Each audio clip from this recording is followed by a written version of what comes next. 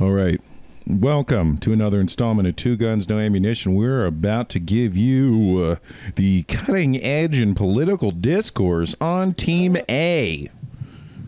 Jake and Bill. Team B. Oh, shit. Genevieve and Chris. I will handle... You're fucked. We're fucked. We don't know I will anything. handle our opening statements. Team B. Your person sucks, and so do you, and you're dumb, and bigots. Your reply. Team A. Your person sucks more. Fuck you. And quit being such a liberal fucktard. Oh, shit. Damn. Oh, Fucking got him. Look out. that was a pretty worthy response. All right, It does. and I counter with, acknowledging that you make some valid points, but you guys smell weird. So there. Chris, your rebuttal. You guys are rebel scum and traitors. All right, well, I don't listen to... I vote you don't group me in with Chris because I don't smell weird. Are you trying to secede No, I'm from the just saying. smelly party? I'm just saying, and I thought you would understand this for being such liberal.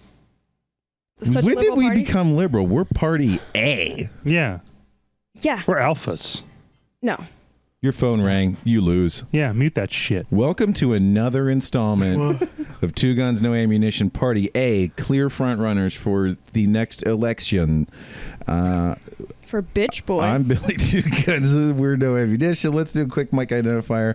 Hey, I'm Billy, and my roommate just moved out yesterday. Rented a Home Depot truck to move him. Great idea. And I'm Chris, and I have to sit next to bitch boy Billy. Damn. Yes. Ooh, a little jingle. Yeah. I'm Genevieve, and I'm drinking veg plants and fruit plants. Drink. Okay, I'm Jake, and it's episode 77. Oh, man. Wowee. That's a very sexy number. Wowee, indeed. Yeah. So, some really valuable information that I learned at work. I got a new job. I work with new people. That's usually how that works. Do they smell weird? I haven't smelled them. One of the new guys I work with, he's one of those personalities that if he knows anything about something, he seems to know a shitload about it. Like know-it-all knows all about it, or actually just knows it? You remember my friend Ken at my old job? Yes. If he knew anything about something, he could talk about it for 3 hours. Right. It's the same sort of thing. I meant like it. He's not like shoving it in your face or being braggy about it or like telling you that No, what he he's knows done is right. a lot of research. It's just like this guy really does know everything about it. Well, yeah. At least it seems like he does. Anyhow, I made an offhanded remark. I was like, I'm sort of an elite gamer, so I can do whatever this is. He goes, well, do you know about the default Windows mouse acceleration? And I said, Come again? what? And he showed me at work, Windows in your mouse settings applies a default accelerator, which means that your mouse doesn't consistently move at the same rate. When you move it, your pointer doesn't move at the same rate relative to your hand movement by default in Windows. He showed it to me at work, and I was like, this is a fucking game changer, dude. He goes, yeah, I used to be really competitive at fucking League of Legends or something. I was like, all right. I was being a smart ass, but this is good information. So I went home. I went home, and I changed this setting, and guess what? I started actually shooting sharks in the face in depth, and then I played some Counter-Strike, and it was an absolute game changer. It's unbelievable. If you're playing any sort of clicking precision, search mouse settings, go in there, find this accelerator, uncheck it, bro. I used to be off. I would do these really sort of weird, it's like a sinusoidal mess, right? Like I would go a little too far to the left, and I tried to correct, and then it would rocket to the right, and then I'd overcorrect, go way to the left, and I couldn't hit anything. Now, doesn't happen, baby. I can second all of this because I was having the same exact problems, and I unchecked that little fucking box, and dramatic improvement. Right? Thanks, Windows. Dramatic. It's interesting though, because if that's the default, you would think that everyone's brains would adjust to that as the normal. Windows also, by default, at least for me, checks a box where it doesn't allow your microphone to be read by any programs for security reasons. And when I first built this computer a year and a half ago, I spent literally hours trying to figure out why, like, Ableton, which apparently bypasses these settings, would read my mics fine, but literally nothing else would read any mic I put in, USB, line in, nothing whatsoever. But now we're good. And because in whatever that fucking Windows update was, they were like, well, maybe you just want the ability to, stop apps from turning on your mic. Yes. Yeah, no, actually, I do want that capability. You know what else I want? For you to not assume I want it turned on. Because your computer in the 21st century, where many people intentionally have microphones.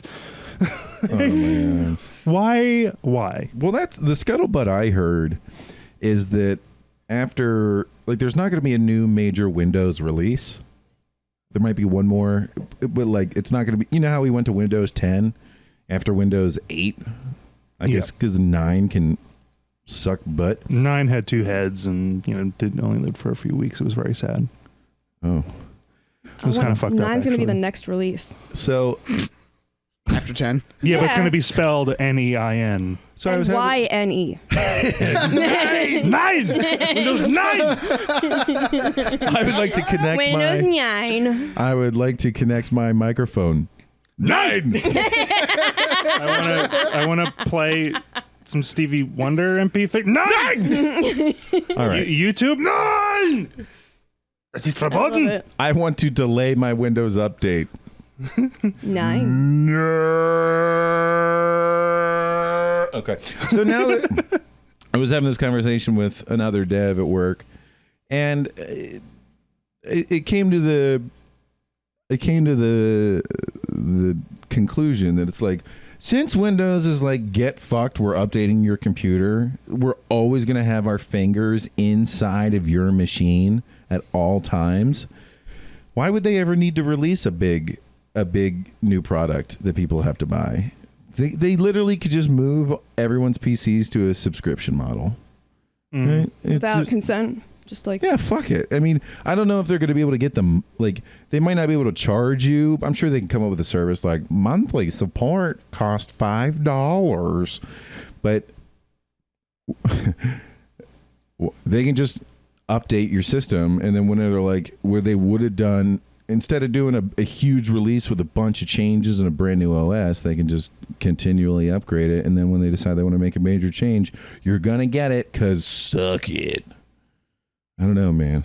I believe their frequency for that is every 6 months right now, is their plan, with like minor additional updates per like individual software that Windows 365 is operating on in your business. And then there is the subscription model for these. Depending on like the size of your business, you can specially tailor your Windows experience, like on a subscription basis. Yeah, that makes sense.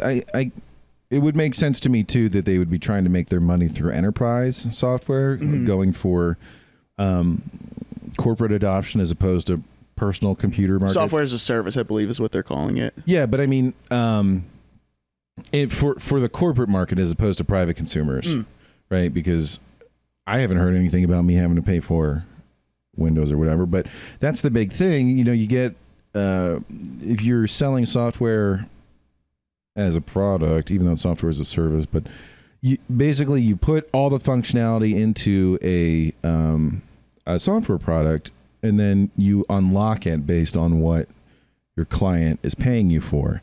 But you give them little teasers, little teensy teasers. You're like, well, why don't you try our super duper refined search? And then they search through their shit, all their data on your platform, and they find what they want. They go, oh, fuck, I better pay $500 more a month. That's kind of what Microsoft Azure does. What is that? That's like their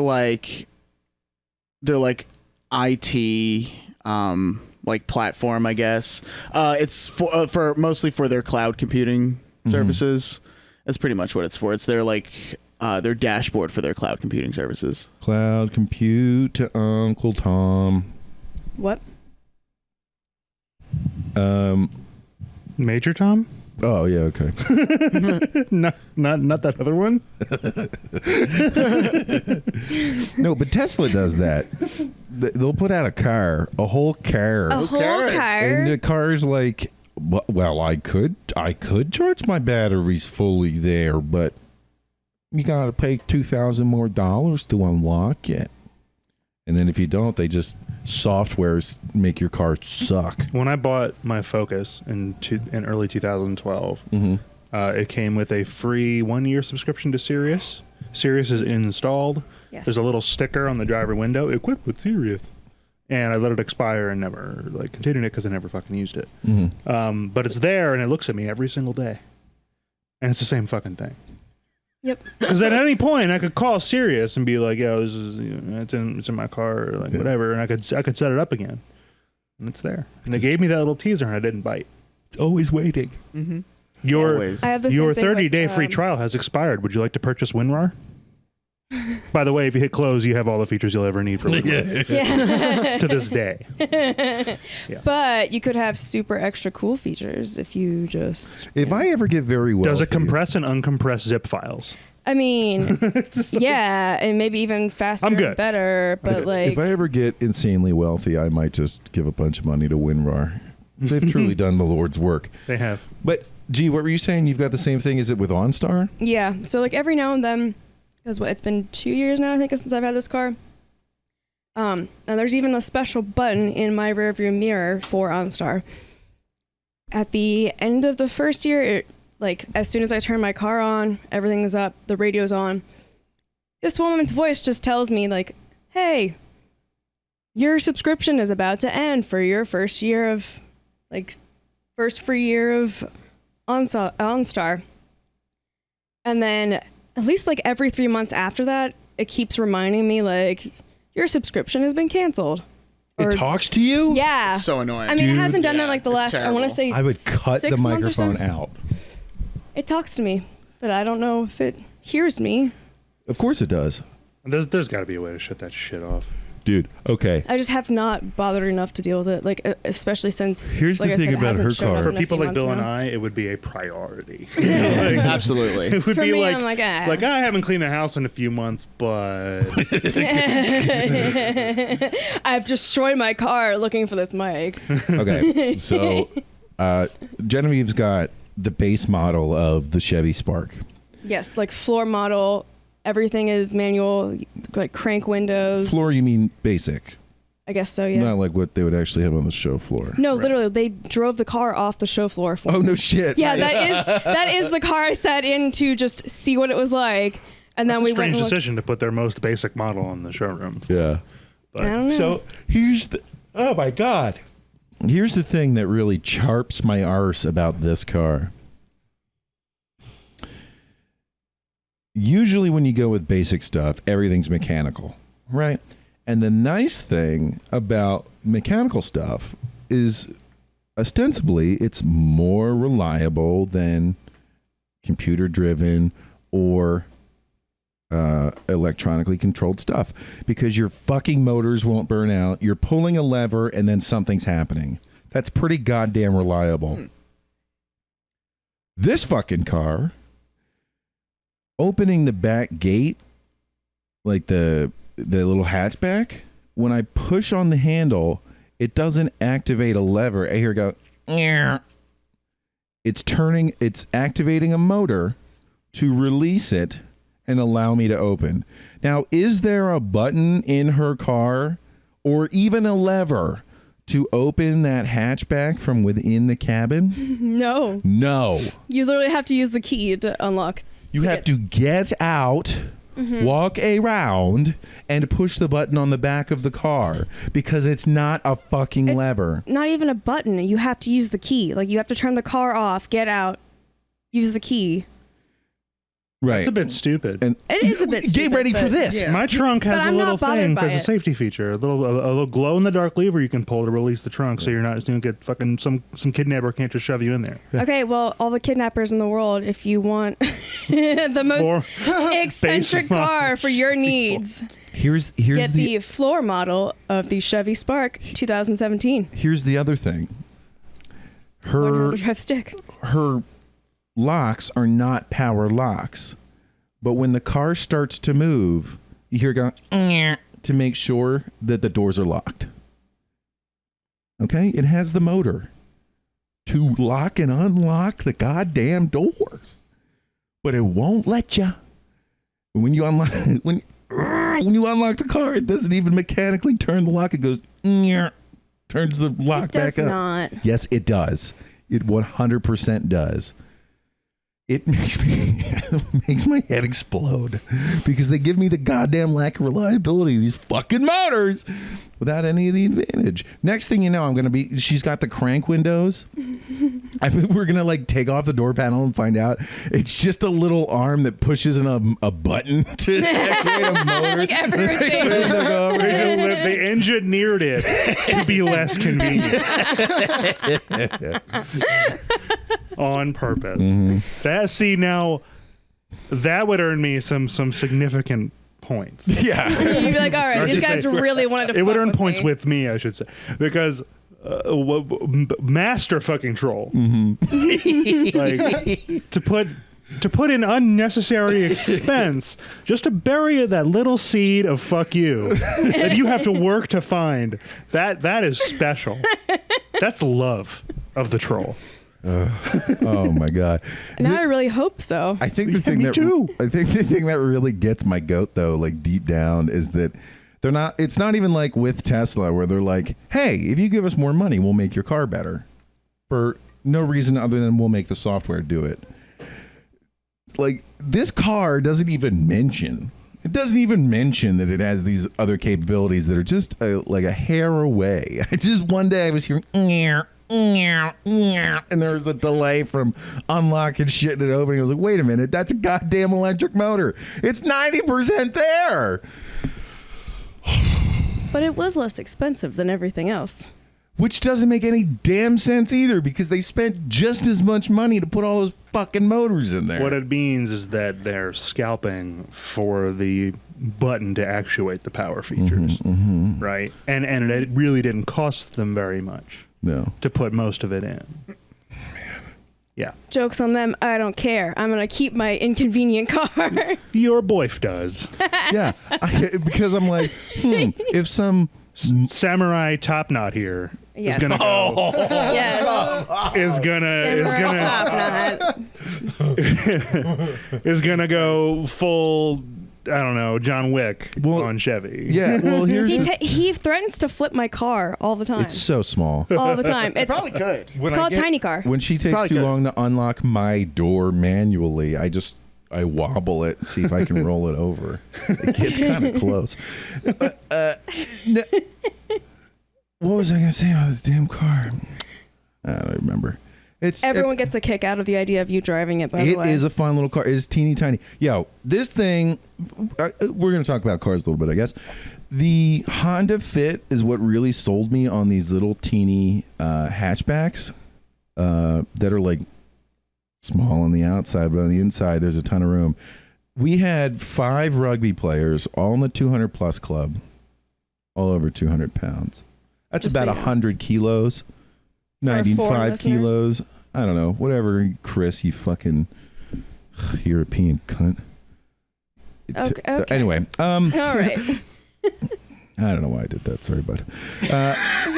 Don't apologize. You are forgetting. Anyway, earned the it. car couldn't. We had to drive out to Pittsburgh in this thing, and it was screaming. This little Honda like,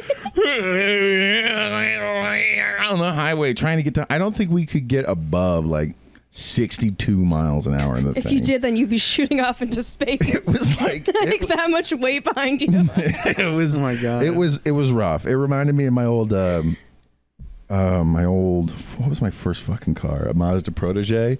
I used to put a bunch of linemen in it and drive up a steep hill to a Wawa before our football games, and I couldn't get over 30 miles an hour going up the hill. And we're all so fucking fat. Anyway, but there was a ton of room in there. Like we fit, but you know, and so The engine's just not there. yeah, so Genevieve's got a car similar. It's like the Honda Fit, the Yaris now is like that. Too bad Toyota stopped making the Matrix because it was basically a fucking Corolla in a hatchback body, which means it was super reliable.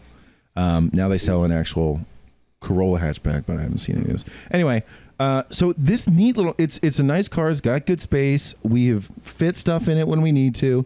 We have carried like about those 5 Ruggers amount of weight of cinder block in it before. Yeah. It is a neat little manual with like 100 horsepower, and I am 15% of its total mass. And that car's a riot to drive, dude. It's like a little go-kart everywhere. Just screaming through the gears. But I wonder what it would be like if they got rid of all those electric motors and OnStar gear and just gave me 1,400-pound car. That's all I want, you know? Do you know what I am saying? I do, in fact, know what you are saying. You got to wonder, like, what goes through everybody's heads when they set up these defaults? Like now, when it comes to the car stuff, they're encouraging you to spend more money, sure, but yeah. I mean, I don't do a ton of car shopping. You know, I got a used Focus. My first car was an 07 Focus, and then my second car was a brand new 2011 Focus that I mentioned purchasing, and it's not all I've ever driven, but it's all I've owned. So, you know, and that 07 Focus was pretty fucking bare bones. I mean, it had an automatic transmission and power basic features, and that was about where the luxuries ended. This one I have is the 2011 had, you know, a pretty good, I think their best sound system for the day, you know, 8 years ago now. But you know, Bluetooth and all that good shit, but Sirius, whatever. But what I have done more recently anyway was some TV shopping, because a while back I got this thing, and I was frustrated in the same respect because every TV is a smart TV or doesn't have some of the features that I would want, like lots of HDMI inputs, for example. Like, and this is a smart TV I wound up purchasing. Now it was a fucking steal at under $400. Yeah, for 55-inch 4K. But or no, I think I got the same brand, but like $100 more. Still, it was a very it was. I'm happy with the purchase, right? But it's preloaded with a bunch of apps and a bunch of features, and like, oh, do you want to connect your TV to the Wi-Fi? Fucking no! I have a computer and a console to do that. Suck my dick. Like, I get why people might want that. Yeah. I don't. You said that in a way it's like you aren't a person. I get why people. That's not what we're talking about right now. Now, you shut your whore mouth, damn it! Don't spill the beans. Don't spill the beans. But you know, like bean person. Like I just want to. From a consumer standpoint, I want to be like. Bill, damn it. Yes, that's you know, I would have liked to be like, oh yeah, this is the same exact model, but we didn't put a bunch of shit on it that, you know, you're not going to use. It's just a TV with these inputs and this resolution and this size and this frame rate, whatever. Like, I sound like an old curmudgeon when smartphones were getting big, right? I mean, I'm also the guy who had a flip phone at 16. You know, it was pretty basic. It was a pretty cheap flip phone. I was like, I'm never going to need the fucking text. What a riot. What a riot that was.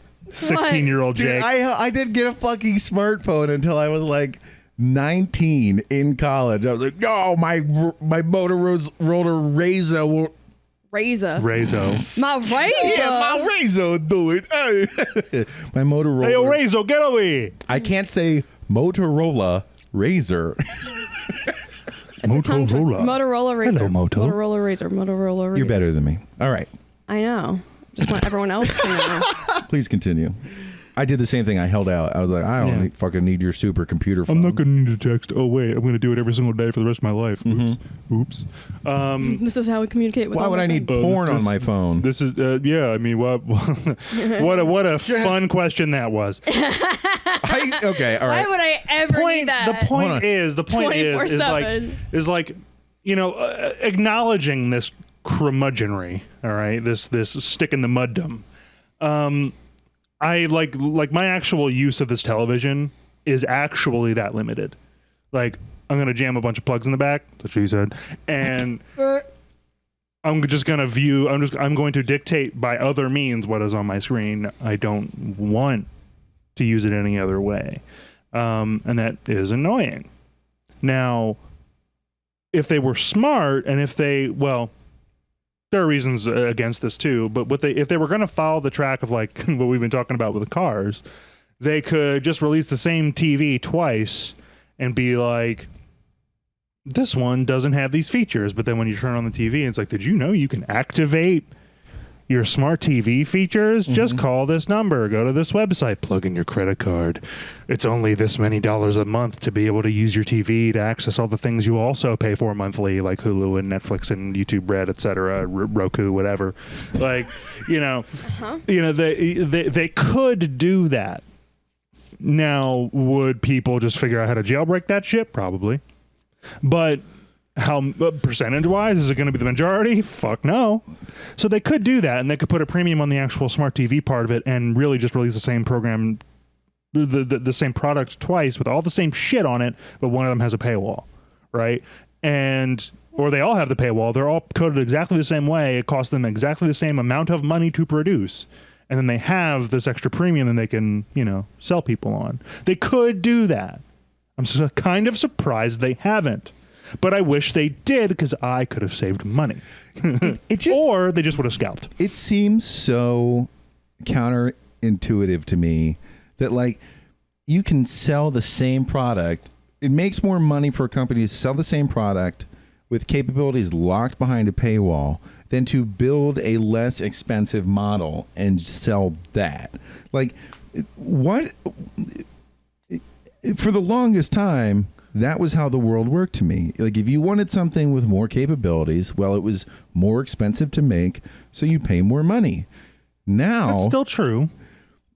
Now it makes more money for a company to just make one of it and say some people can use it and some people can't. So they're still paying for the hardware that you might not be utilizing or the software. It's just, 2 years ago, me would have been like, this is fucking corporate bullshit, man. This is still not right, man. That's Bill's real voice. Yeah, I put this one on. What you've been getting is his stage voice. Yeah. Years of classes. Tons. That's why I bring him here, because he's hoarse after he stops talking. I have a... Ooh. I thought you were... Never mind. Nay. So...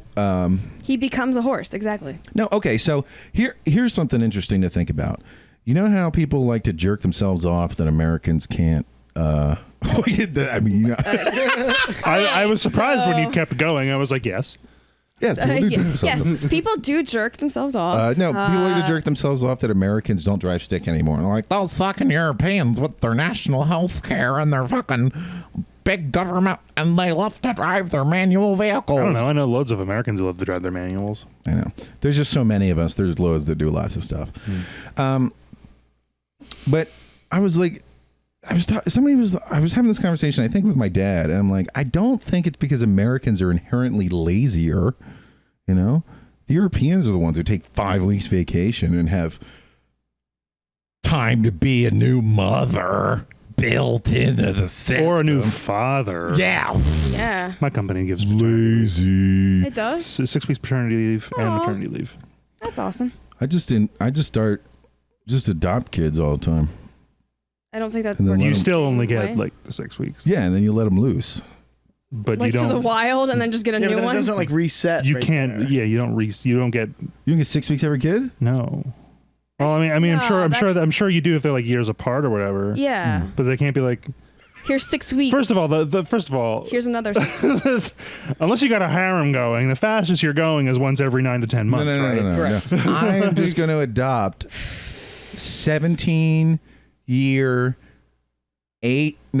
10 months and 5-week-old children. I get my 6 weeks of paternity leave. They turn 18. I kick them out. Why 10-year-olds?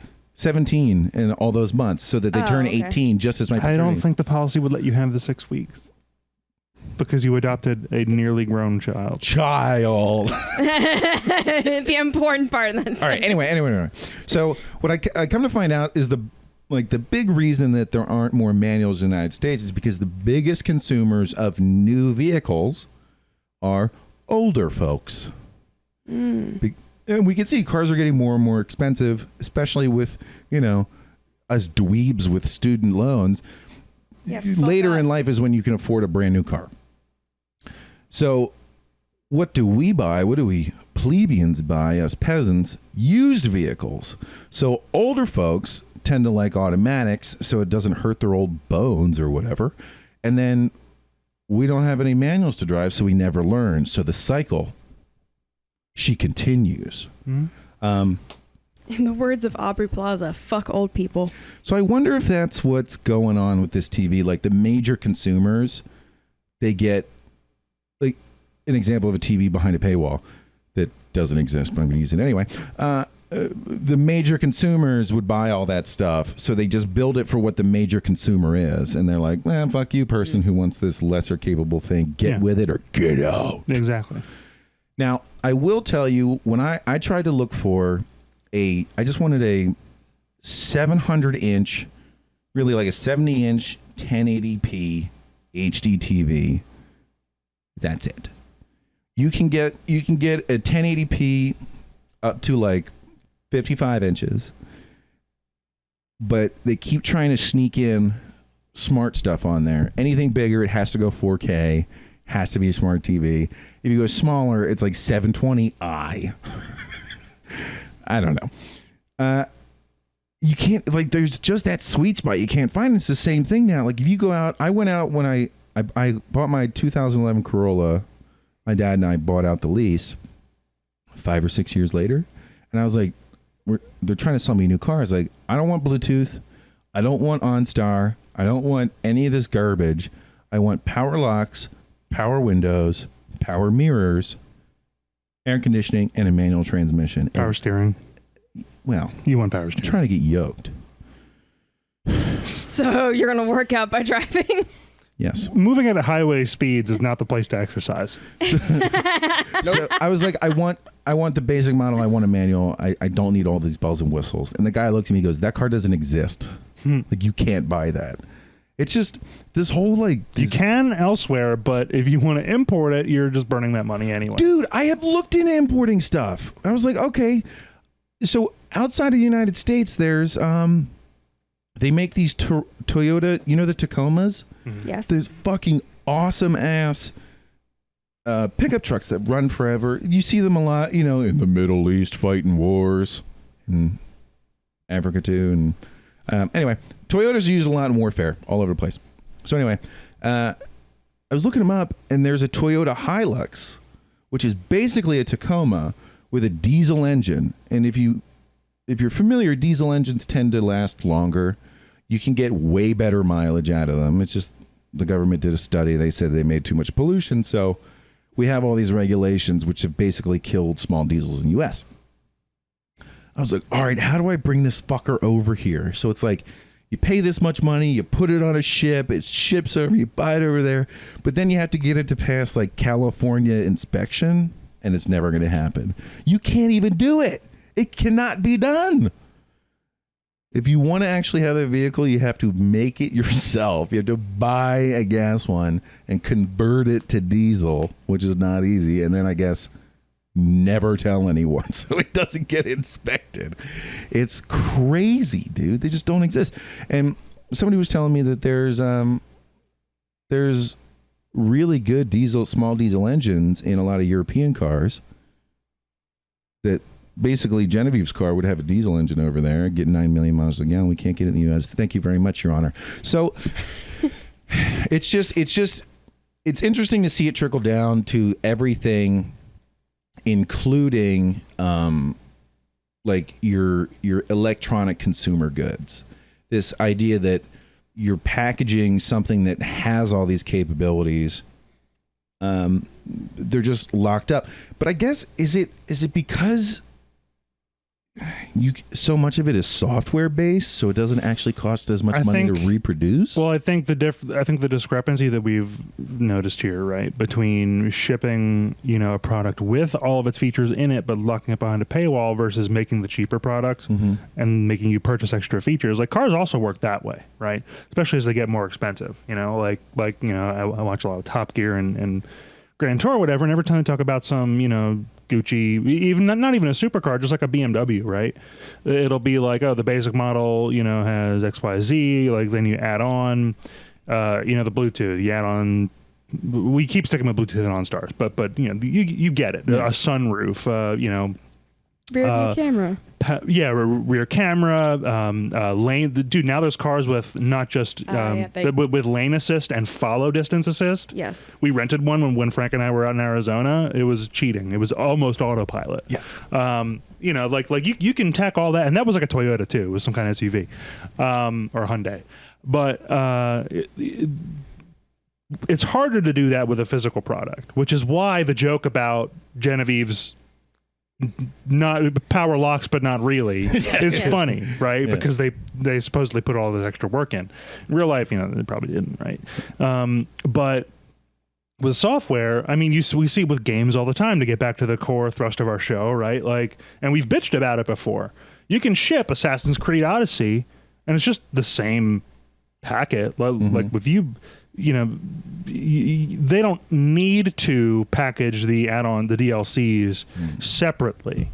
They do, if you buy the game when it's brand new and then they come out, and then you have to then download them. But things like, if you the pre-order bundles, right? Pre-order from Walmart, you get this thing. Pre-order from Amazon, you get this one. GameStop, you get this specific thing. And there's no way to have them all until the Game of the Year edition comes out. Even though the game probably never won Game of the Year anywhere at all, but they'll do it anyway, or they'll call it something else, the collector's edition, right? And then they include all that shit. But if you want that shit up front, it's all probably there. You just got to pay or have paid early, to access it. And they wouldn't be able to do that if they were physically, especially with digital downloads, right? It's a little harder if you're buying a disc in a store, but even then, all they have to do is whatever. When's the last time you guys pre-ordered a game, right, in hard copy? Because I remember doing it. I don't remember exactly which game it was, because it was more than one. Mercenaries 2. Good reason, until it was a huge disappointment. Yep, there's a reason it's the last one. Yeah. No, I think I pre-ordered New Vegas. I know I pre-ordered Skyrim. And they didn't have... New Vegas did have all those different bundles. Skyrim did not, that I recall. But with New Vegas, for sure, you came home with your disc, and there was a hard card in there, right? With the promotional thing and the instruction book. And the hard card was like, oh, this is your code for pre-ordering at GameStop. And it was an insert specifically for the stores to which those copies shipped. Right? And you get a code, and you put that code in at the start of the game, and then the shit turns on. There's no download, right? And that's how you know it was already there. It was there the whole time. So, I don't know. I'm rambling at this point, but it's easier to do with software is the point. Because you're not shipping material. Can we call it a Chinese hoax? Why? Why is it Chinese? Because that's where everything's made.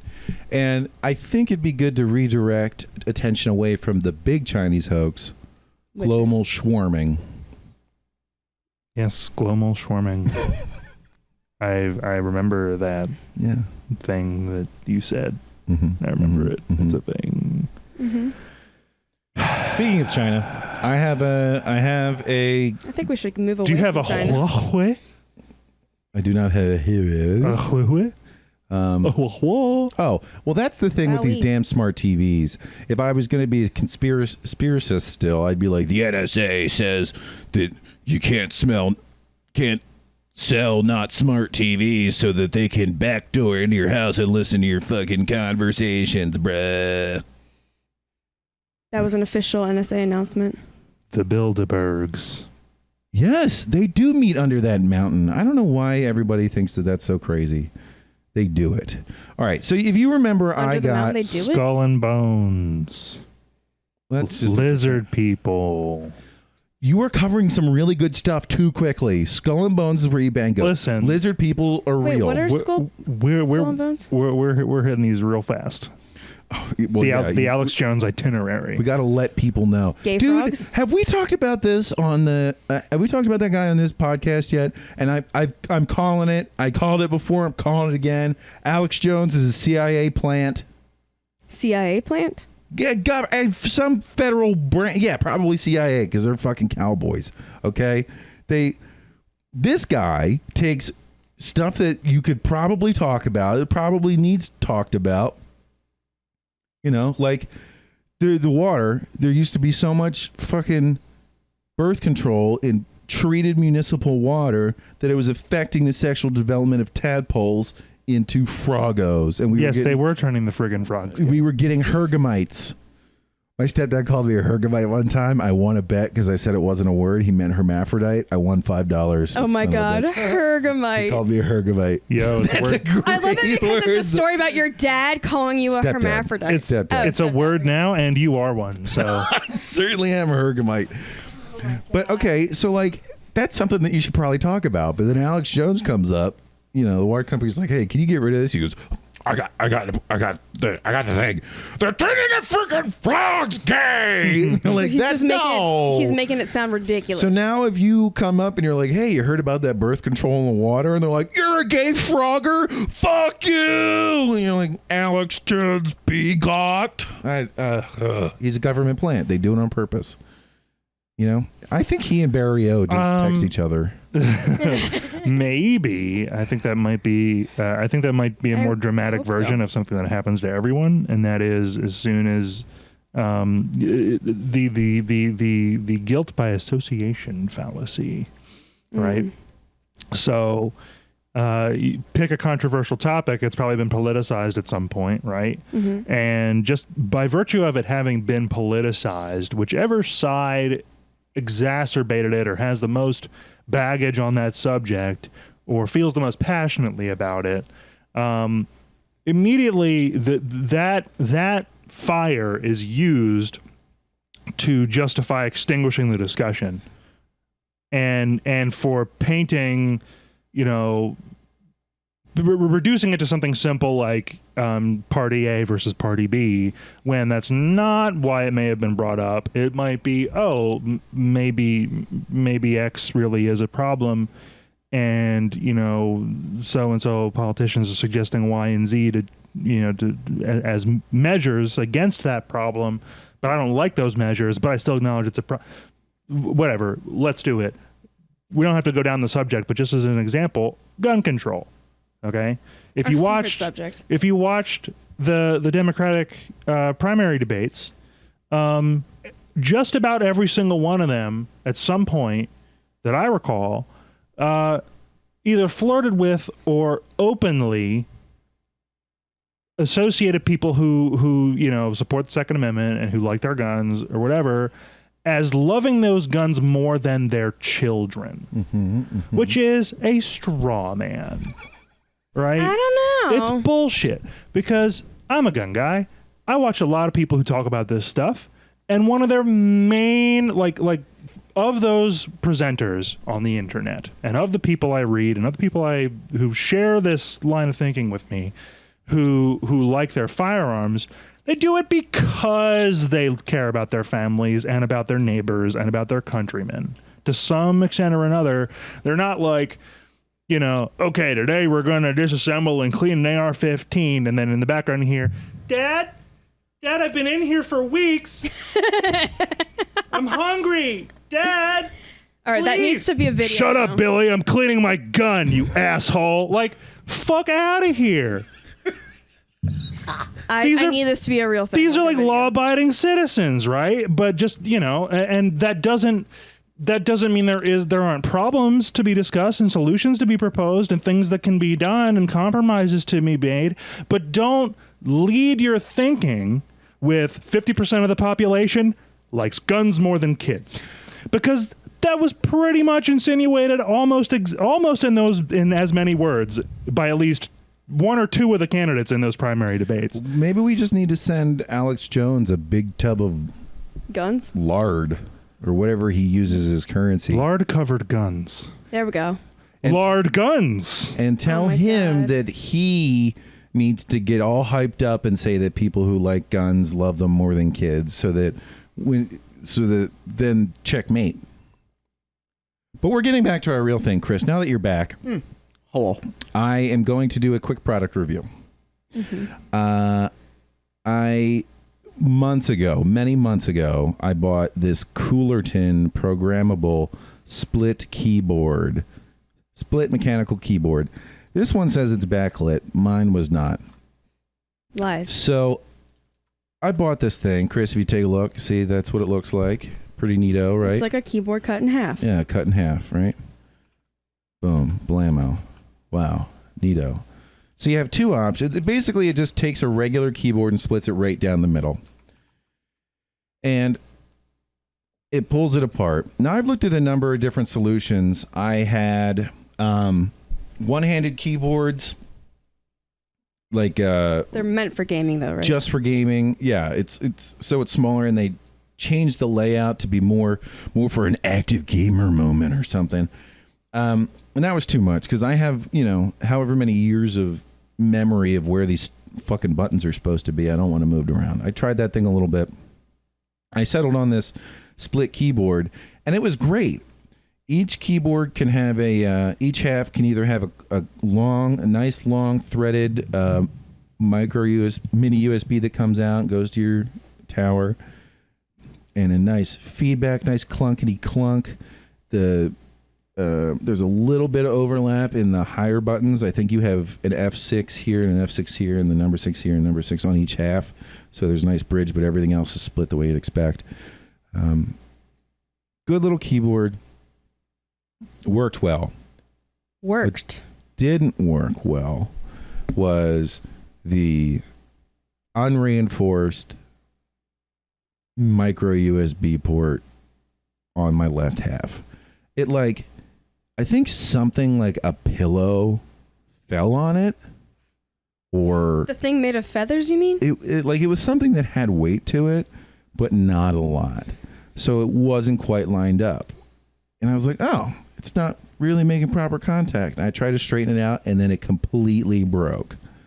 So now I only had the right half of a keyboard and nothing to match it with. What was I going to do? Put a full keyboard on the other side? I could. But if anything, you want the left half because that's what you use your little fingies to move with. When gaming. I'll be damned. The other option that they have is you can connect the left half to the right half and have the right half go to the PC. And they give you a little cord that looks like it's the old style mini USBs. I guess they're micro USBs. You know, the little wedges. To one of those. So I buy a double-ended one of those, extra long, so it can go behind me. I'm sure you did, Bill. I did. And guess what? It doesn't it goes from that micro to a mini. So this whole adventure begins. So I go online, I buy all these conversion things, I get it in there, I get it to power up, but it's not sending data. Turns out some of these fucking cords will charge your phone and power your keyboard, but not accept data input. Yes. Mm-hmm. It is not obvious which they are. No. So this reminded me of when we were talking about things being locked behind paywalls. What is not locked behind a paywall are all the different wires from China you could ever want to buy. So I just sat back. Excuse me. I sat back and I was like, how do I convert a micro USB to a mini USB? And let's convert it to a regular USB with a double female extender in the middle. I just imagined all these different connectors from USB whatever to micro, and it's on Amazon. It's essentially like a train simulator. And they're $5 for 2 of the cords. And then if you go, well, I want it to be 30 feet long, it's $2 more. So you just order it, and if it doesn't work, you go, well, that was $6. So that's exactly what I did. I bought these cords that instead of sticking out and being vulnerable, sticking straight out like a vulnerable Pinocchio nose. It's the best I got right now. I bought ones that come out at right angles, sideways and vertically and down. So I could say which one of these seems safest. And you might say the ones that go down, but no. The ones that go to the side at a 90 degree stay the tightest to the surface. And when I accidentally pulled on one, plunk, the little USB extender came out, no problem. No problem. I got them all hooked up. I figured out which cord of the 8 that I used to connect each other wasn't working, replaced it, ordered another one to make it perfect. Boom. My keyboard is working great. Back to loving it. And the whole thing is I built a super mega desk that it's like a super high office chair because I don't measure things correctly. So instead of being a normal height off the ground, it's like 3 feet up. And it's attached to the end of the bed, so the whole thing looks like a spaceship. Yeah, it's mounted to the end of the bed. So you remember those Y bombers from the Star Wars Battlefront with the really long back and a little cockpit in the middle of the front? That's what my desk looks like. And your bed. And to my right and my left, I took 2 shelves and I connected them. I like screwed them to the sides to make them nice and wide. And I've got big zones, big desk zones that I use for gaming purposes. And also to store snacks now, because it was way too much space. Is my room totally dominated by this structure? Sure. But fortunately for me, I got both ends of this keyboard to work again. And I love it. I love everything about the keyboard. I think it was $120 when I bought it. You can get this one, the split one, for like $145 on here. There are cheaper models, but I specifically bought this one because the cord that connects the 2 halves, the link cable, is completely removable. Some of them, they have it connected in on the inside, so you have to pay for a longer one, and I didn't trust that 4 feet was going to be enough because with my split desk, I do a little stationary bike, and I didn't want my knees hitting any wires, because I might break a port. So I'll just give it a normal rating. I would give it functionality wise 4.7 out of 5. I love this thing. The buttons are pretty much where they should be. When I had the one-handed keyboard, I was trying to play Depth with Chris, and the goddamn thing shifts familiar keys up like a whole step, like a whole key. So I'd be going to hit tab and I'm hitting like Alt or something. Shift. I'm not a big fan of that. This thing doesn't do that. They're where they're supposed to be. The keyboards themselves, the halves are nice and heavy so they don't slide all over the place. Stylistically, they're really clean. They got nice big dumb gold screws that go on the bottom. They give you custom little feet you can fit on it. Hell, they even give you extra keys with a key removing tool so you can switch it out and make your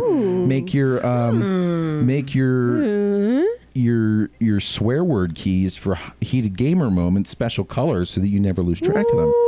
Exactly. But the resilience of this fucking thing, I had it for like 4 days before I broke that port. And it wasn't even, I didn't like drop it. It's just like something leaned on it. And now my little beehole gets super puckered every time that cord gets caught on anything. And if you're on Amazon and you're looking for a split keyboard just with basic functionality, like good luck finding one that's like not $4,000 and doesn't have a cord. So like this, the price points for like these series versions of these are like $350. It's crazy. I looked at a few a while back. All I want is these 2 halves of this fucking keyboard with Bluetooth. That's it. That's all I want. Just give it. You don't want Bluetooth for a keyboard. It's too slow. All right, then give me anything else wireless so that I don't have to worry about it. And maybe induction charging, But it's a good keyboard, but resilience, I give it like a fucking 2.8 because it sucked. But fortunately, it had this other port that now I can baby like a doting mother and never have it hurt. It's just that's a pretty significant drawback. Do you have a model number? Not on me. I have I look at the one on here, and it's the same model with, but it's got a backlight. I think it's the SMK D62. Maybe that's just a feature you haven't activated yet. Yeah, maybe I haven't. And okay, I'll say this much: if you plan on reading the, goddamn instructions to figure out exactly how this thing works, good luck, because it's clearly translated Chinese. Yeah. And I'm like, I don't know what the fuck it's telling me. So like, I was pushing on the buttons. Each side has 3 lights on it to tell you what mode it's in. I'm pushing on the buttons and nothing was happening. And they're like, oh, I had to go to function F1 shift F7 to put it in mode 2, which is default functionality of the left side of the keyboard. I don't fucking know. I don't know, man. It doesn't sound like it's my speed. And now I've had a lot of keyboards because I have, especially in the last few years, because I have a talent, okay, and that talent is to spill my drink on my keyboard. Nice. Reliably. Yeah. So, I mean, I had like an $80 mechanical for a while. That was the only problem I had with it was that the backlight was too dark. Spilled some beer on it. Tried to fix it. The left control key just doesn't work. The most important key. The left control, right? The reason I have carpal tunnel in my left hand is from slamming my pinky into that thing and holding it there for hours at a time for years. So you know, but this it took all of a few months before I fucked it up. Now I have some like $40 mechanical. It's a little too loud, but I like it otherwise. Spill proof, which they always say, and it's never accurate. What does that mean then? Well, this one, I couldn't give you the model number because I don't fucking know it nor have it handy, but like it is mechanical, but the keys, there's like a rim around the edge here, and then it sinks, and the mechanics for all the keys are like, rather than being recessed inside the keyboard, they're on top of this little tray. So liquid will pool around them, but ideally not get into anything unless it's like a ton. So again, because it's tilted slightly, I am worried about the bottom row where shit would pool. But then by the same stroke, I could probably, just grab a trash can and pour it out by the escape key or something if I'm quick enough. I haven't needed to test the spill proofness of this. I am not convinced optically. I just need to be a responsible adult and not destroy my nice things. But in the process of this, and with the shit going on with my wrists and whatever, I've been thinking about a split keyboard. Dude, I do love it. It is way more comfortable to type with my hands, 3 feet apart? Because I'm a big dude with big shoulders, and like when I have to keep them tight together, I always end up leaning my weight weird. It's a shame that this product isn't perfect for the price point that I want. Now, they sell kits for you to make these. Like, you can make your own, and they look real nice, and they probably function better. But I've never put together a keyboard, let alone a split mechanical one. I didn't want to fuck with it because it was the same price. Yeah. I mean, again, if you double or triple your budget, and start looking at the nice ones that I was shopping for a while, it'll come pre-set up. You can, I forget the one company, but I may have talked about it before on here, but they have 12 options just for the clicker, right? With detailed descriptions as to how loud they are and how light they are or heavy, and how quickly they return, and this one is super quiet, but it gives you a strong haptic feedback, so you can really tell when you're actually hitting something. This one's super loud for showing off, and it's got all these light settings and this, right? And you can customize it to the gnat's ass. Oh, pick your key layout, because there's obviously dozens of different. Everyone uses QWERTY here, but it's far from the only one, and from what I've heard, not even the best one. You just have to learn another one, Dvorak. I've never, I never have and probably never will. I'm not that determined. I'm not that devoted to maximizing my keyboard efficiency. Mm-hmm. Although that may change depending how fucked my carpal tunnel gets. So I don't know. Maybe you just need to get that dragon naturally speaking.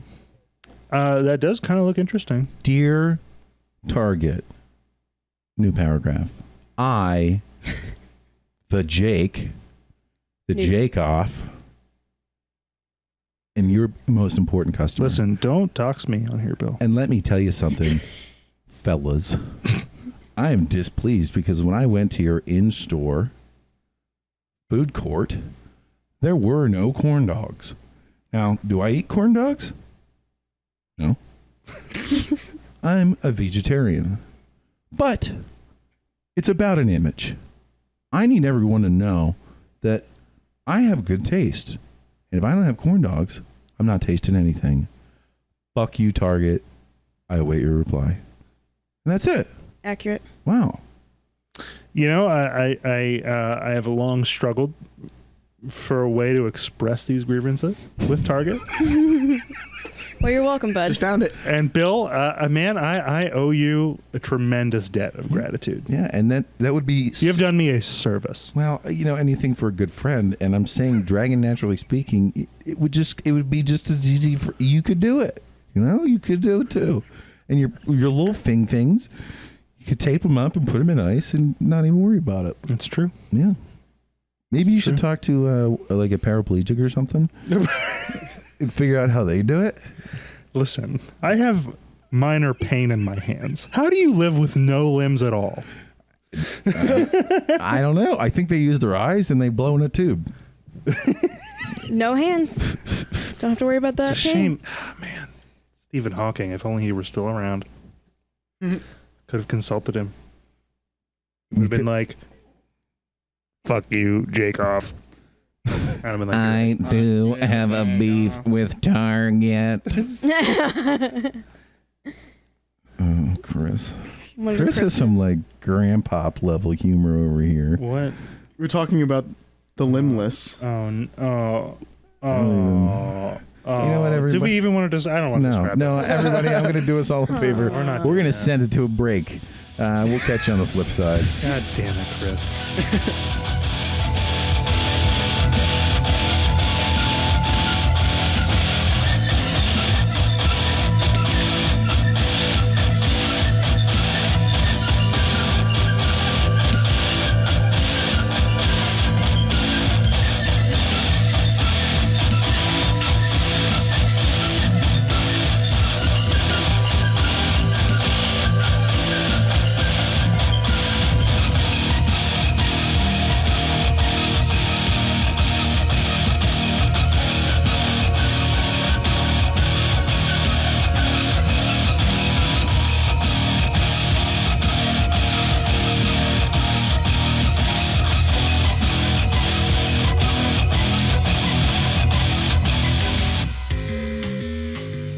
Welcome back. Here we are. Welcome back. So has anybody in the room played a game? Because I have.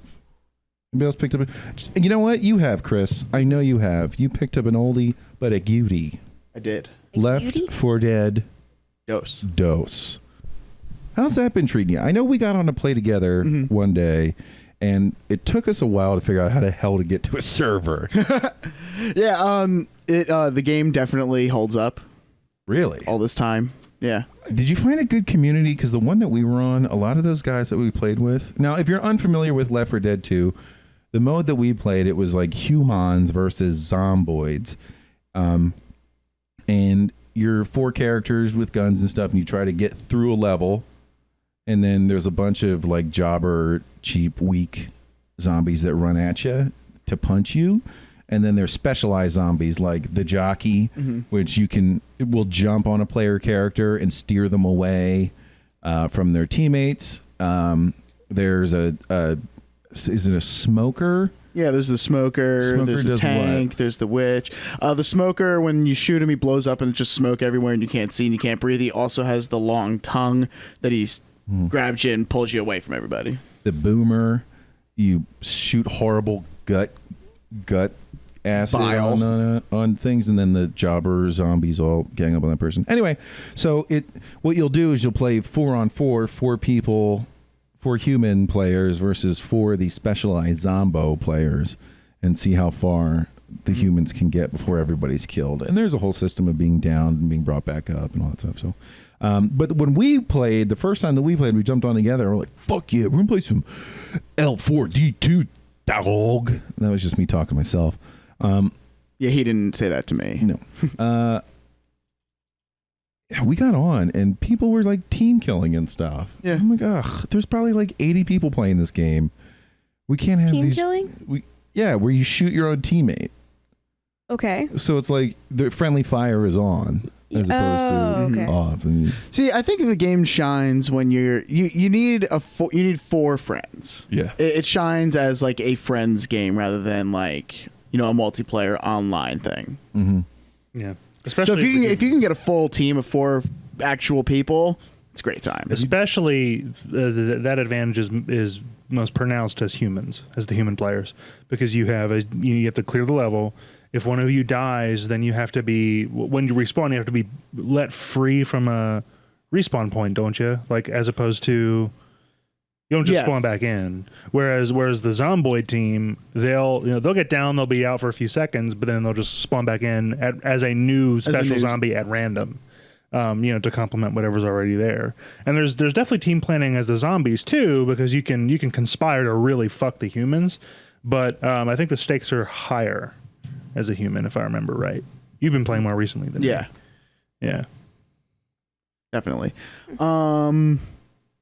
And the mods are amazing. People are still making new mods. There's constantly new campaigns being added, community campaigns and everything. Yeah. Shut up. Yeah, dude, I'm playing one right now. It's for survival mode, and it's fucking Helm's Deep from Lord of the Rings. The goddamn interface, when we first loaded that game up, I couldn't figure out where shit was. You just gotta click. You just click on add-ons, and then it brings you to the Steam page, and you just subscribe to the mods. What? Yeah, it's stupid easy.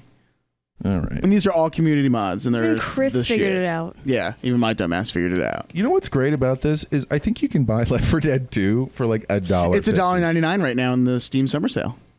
Yep. It is well worth it. So what was the best version you've played so far? Well, so far I'm playing. I really like the whole Helm's Deep thing, because not only is it just like a level that looks like Helm's Deep from Lord of the Rings, but the starting area will give you actual Sting, the sword from Lord of the Rings is there, and it even glows blue when there's zombies nearby. That's fucking like cool. It's a really well made mod. That amongst, and then they threw Legolas in there, and he's all like, they're taking the hobbits to Isengard and shit. It's just a it's just a really well made mod. It just like the nice little details like that are in there.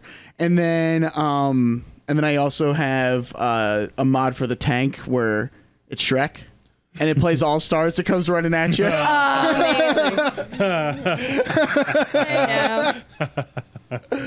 There's one for Terry Crews as well. It's quite comical. Oh, no. The tank is Terry Crews. Oh my! I gotta tell you, one of my favorite things about this generation that's after ours, maybe 10 years, I don't know if they're a different generation, is how much they fucking love Shrek. Like, I didn't know Shrek, but they love Shrek. Why would you not? Like he's a tank in the zombie game, and everybody's oh my god! And they unironically love like the second, third, and fourth iterations of Shrek, which were terrible. Oh man! Like all about that Shrek life. What? The only thing that I think is missing is Thomas the Tank Engine as the tank with. Oh my god! I'm pretty sure it's there. I'll find it. I'll find it. I mean, he's busy being the dragons of Skyrim. Oh yeah. Yes. He's busy being Alduin. Yes. Is that what he's doing? Yeah. This time these days? All right. An ancient mod. I got to do a quick aside, and I want to get back to Left 4 Dead. There is this new subreddit, new-ish, but it's starting to gain some traction. I found it pretty early. It's called I'm Sorry, John. And it's like this. It started with Garfield, and it's all comics or redone art of this like brutalized, surreal, like Hellish.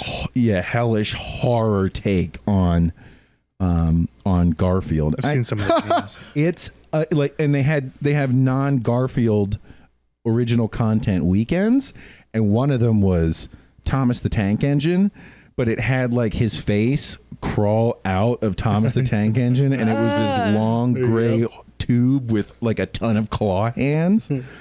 And so my favorite one that I've seen so far, and dude, it is currently the best art that I see on Reddit, is I'm Sorry John. And then there's another one that's even more like gross and horrible. It's I'm Really Sorry John. But I'm Sorry John, it was like some sort of warrior in like a shadow realm with a giant, like 50-foot tall, 50-foot wide Garfield with 900 teeth, sharp teeth in his giant mouth, looking down at like somebody with like a sword or something, and coming from the sides out of the mists were hundreds of spiders, but they were all John's head with spider legs. Oh, no. And it was like dark gray and black. And I was like, I want to pay money dollars to get a print of this. It was amazing. And horrifying. I can't get over how great it is. I'm Sorry John. Reddit.com/r/I'm Sorry John. If you haven't been there, dude, check this shit out. Someone turn these subscribed.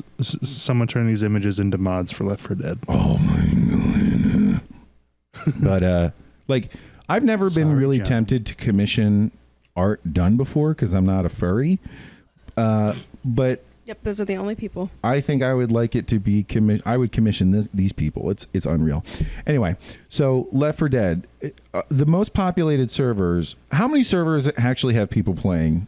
There's still a pretty decent amount of community servers that are up and running on there. Like more than Blackwake or less? More. Yeah, I can believe that. Blackwake only really has 5 Yeah. at any given time. You know, there's definitely still a community of Left 4 Dead 2 players. No doubt about it. Are you seeing players that you know over and over again? Are you making friends? Well, I mean, so far I've just been playing closed servers with friends. That's where it shines.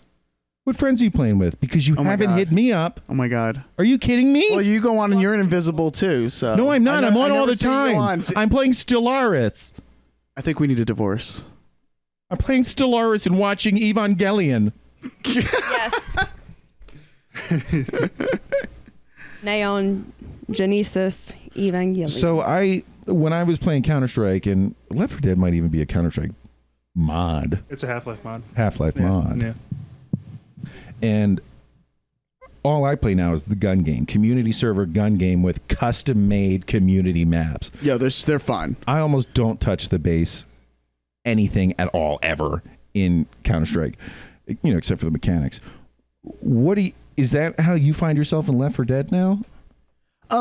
No, I don't even really. It's just like if, like the usual. You get that text, "Hey, you want to play?" And you hop on, and then we just go. And there is a way to just not throw yourself into the regular community pool, and you can just do your friends campaign with your friends offline. I think that's the way to go. You just got to make sure you all have the same, like maps downloaded, and obviously you won't see mods that I'm running on mine, so you won't see. Like if I'm running Terry Crews as a tank, you won't see Terry Crews as the tank. Now this is great because it's so cheap and it's really not computationally demanding. The game runs beautifully. I think It looks so sharp. there's really no reason that Frank and Leisler shouldn't play with us. Yeah, Because even though they have like wimpy machines, it'll still run perfectly on they'll them. still run. Yeah. Wow, wait, we've got If Frank could run Civ 6 on his machine, he can definitely run. so we've got 6 of us. And then we just need 2 more. We could have a whole server. Dude, we might need to get like a You can Saturday. even just do 3v3 with a bot on each team if we had to, Yeah. Oh We yeah. had to. Yeah. But we're looking out for for the that dream. Or you video. just get a situation. team of 4 and just do the campaigns. So that also sounds good. So, yeah. Anything you're looking forward to with the game? Just more like mods to keep it fresh and interesting because it's just they're hysterical. That's all. They're hysterical, these mods, and it just I for such an old game, I'm eager to go on and play it. Like if I'll never say no to somebody asking me if I want to play Left 4 Dead 2. Yeah. I gotta say, I think the gunplay really rocks in that game. Oh, absolutely. The weapons handle well. Hell yeah. They're like not too perfect, but they're not as hard as Counter-Strike. Yeah. You know what I mean? Like you can really bang, bang, bang, bang. Oh yeah. Put these zomboids down. Just, like I'll agree, like just going right down the line, just sniping, headshotting all these zombies, like boom, boom, boom, boom, boom. It's just great. It's really well really balanced. runs. It's a really well made game, and it holds up in 2019. All right. So because I mentioned it earlier, it reminded me I wanted to bring it up. Genevieve and I have been watching Neo Genesis Evangelion. Neon Genesis. Yeah. Are you guys familiar with this? Nope. This show? I'm still confused by it. It came out you're confused by the ending. No, by a lot of it. But Okay, yeah. well, I'll tell you this much. It's on Netflix now. I guess they did a redub in English. And I really appreciate that because I get what people say where they're like, the Japanese voice actors are just so expressive. And you know what? Fair enough. But I read super slow. And so if I have the subtitles, I'm not going to deduce what's going on in this fantastical world. I have to read it, and I want to watch the action and not read about it. Right. So the dub is nice. And, you know, it's funny. I put on the subtitles once because I wanted to, I was like, what the fuck are they saying here? Because it's like late episodes, major plot points. It was like a confusing phrase, or like the way the guy said it, the actor was like unclear, even with the volume all the way up. Because they take, one thing I found is I've been informed is that American voice actors will take a lot of liberties with interpreting what the character is actually saying. I think because typically what's done is you do the voice acting and then you match the video to the voice acting. Right? That makes sense. Because it's easier to modify the animation to the way the person is speaking than to modify your speaking to match mouth movements of something that's already there. Right. It's why lip syncing can be so fucked. So, and you can always sort of tell. Well, when they get these shows, they already have it. The visuals are already produced. So you can't match it up with what the voice actors are saying. And sometimes the translations are like way more wordy. But if you're watching an anime that's been translated and you ever get it and you're like, why is there that goofy ass pause? And they'll be like, what do you mean that something is wrong? We have to go. And it's like, because, the Japanese words, they talk a normal speed, but the mouth stops moving and you can't be like, what do you mean? Because there's not enough movements for the English to fit there, right? So they break up sentences in really strange ways, and they'll just change words. One of my favorites is, you'll watch and this is a Joe joke. Joe will never listen to this podcast, but I got to give him credit. He pointed out in animes they'll be clearly eating rice balls with chopsticks, and they'll be like, these donuts are delicious. And they're like, they're not donuts, but okay. And we can't comprehend that as our English speaker. So I put on the subtitles, and the subtitles writing was way better. Yeah, it was the same stuff, but definitely paraphrased and slightly altered. So it was just a higher level of English. The subtitles, it sounded more refined, I suppose. And but this show, the story is there are these things. Tell me when you recognize a modern interpretation of this. Stop me and tell me what it is. Okay. Okay. So the world is being attacked by angels. Angels are giant monsters that appear and destroy cities. They are impervious to normal army, military attacks, cannons and such. And the only way for them to be combated is with giant robots. These giant robots require special pilots that must successfully synchronize with basically the Gundams. And they fight them with big guns and big swords. They fight these giant, horrible monsters. They're the only things that can kill them. And they can only be piloted by a special group of 14-year-old kids for some reason. Now, It has to do with like the way they Is this the synchronize. Power Rangers? no. Think of a No. modern movie. Giant monsters that appear out of nowhere and attack the world, fought by giant robots that need special pilots. Transformers? Pacific Rim. Specific. Pacific Not Rim. the general rim. And just the specific one. Pacific Rim is Evangelion, but not as good. Now, one of these days, I'll go on microphone and I'll make my criticism of Pacific Rim, even appreciating that it's supposed to be a goofy play off of funny monster movies. I'll have about 35 minutes of content to poop on that movie. Yes. Agreed. Neon Genesis Evangelion is the original idea. It was made in the 90s. It might have been written before that. It is fucking amazing. The action, incredible. The animation, incredible. Instead of in Pacific Rim, where you need twins to pilot it, in this one, they have 14-year-old kids for some reason. You know, in Same thing. Pacific Rim, they're giant robots. In this one, they're like robots with some sort of consciousness, right? So the synchronization, it's like the exact same thing. And instead of kaiju, they're called angels. But the angels are like super smart. Maybe, you don't know. It's this whole series is only one season. Each episode's like 30 minutes. It's like a contemplation on the human condition. It is truly a fun exercise. Now, sometimes they go a little deep. Like, we're in the last 2 episodes, and it made a hard turn somewhere. Yeah. It got really, like, representative or metaphorical. Psychological. Yeah. And I'm like, what in the flying fuck is going on here? But I talked to a guy at work, and he's like, oh, yeah, those are, like, basically what's going on in somebody's head. You need to watch the movie to see what's going on around them to finish out the series.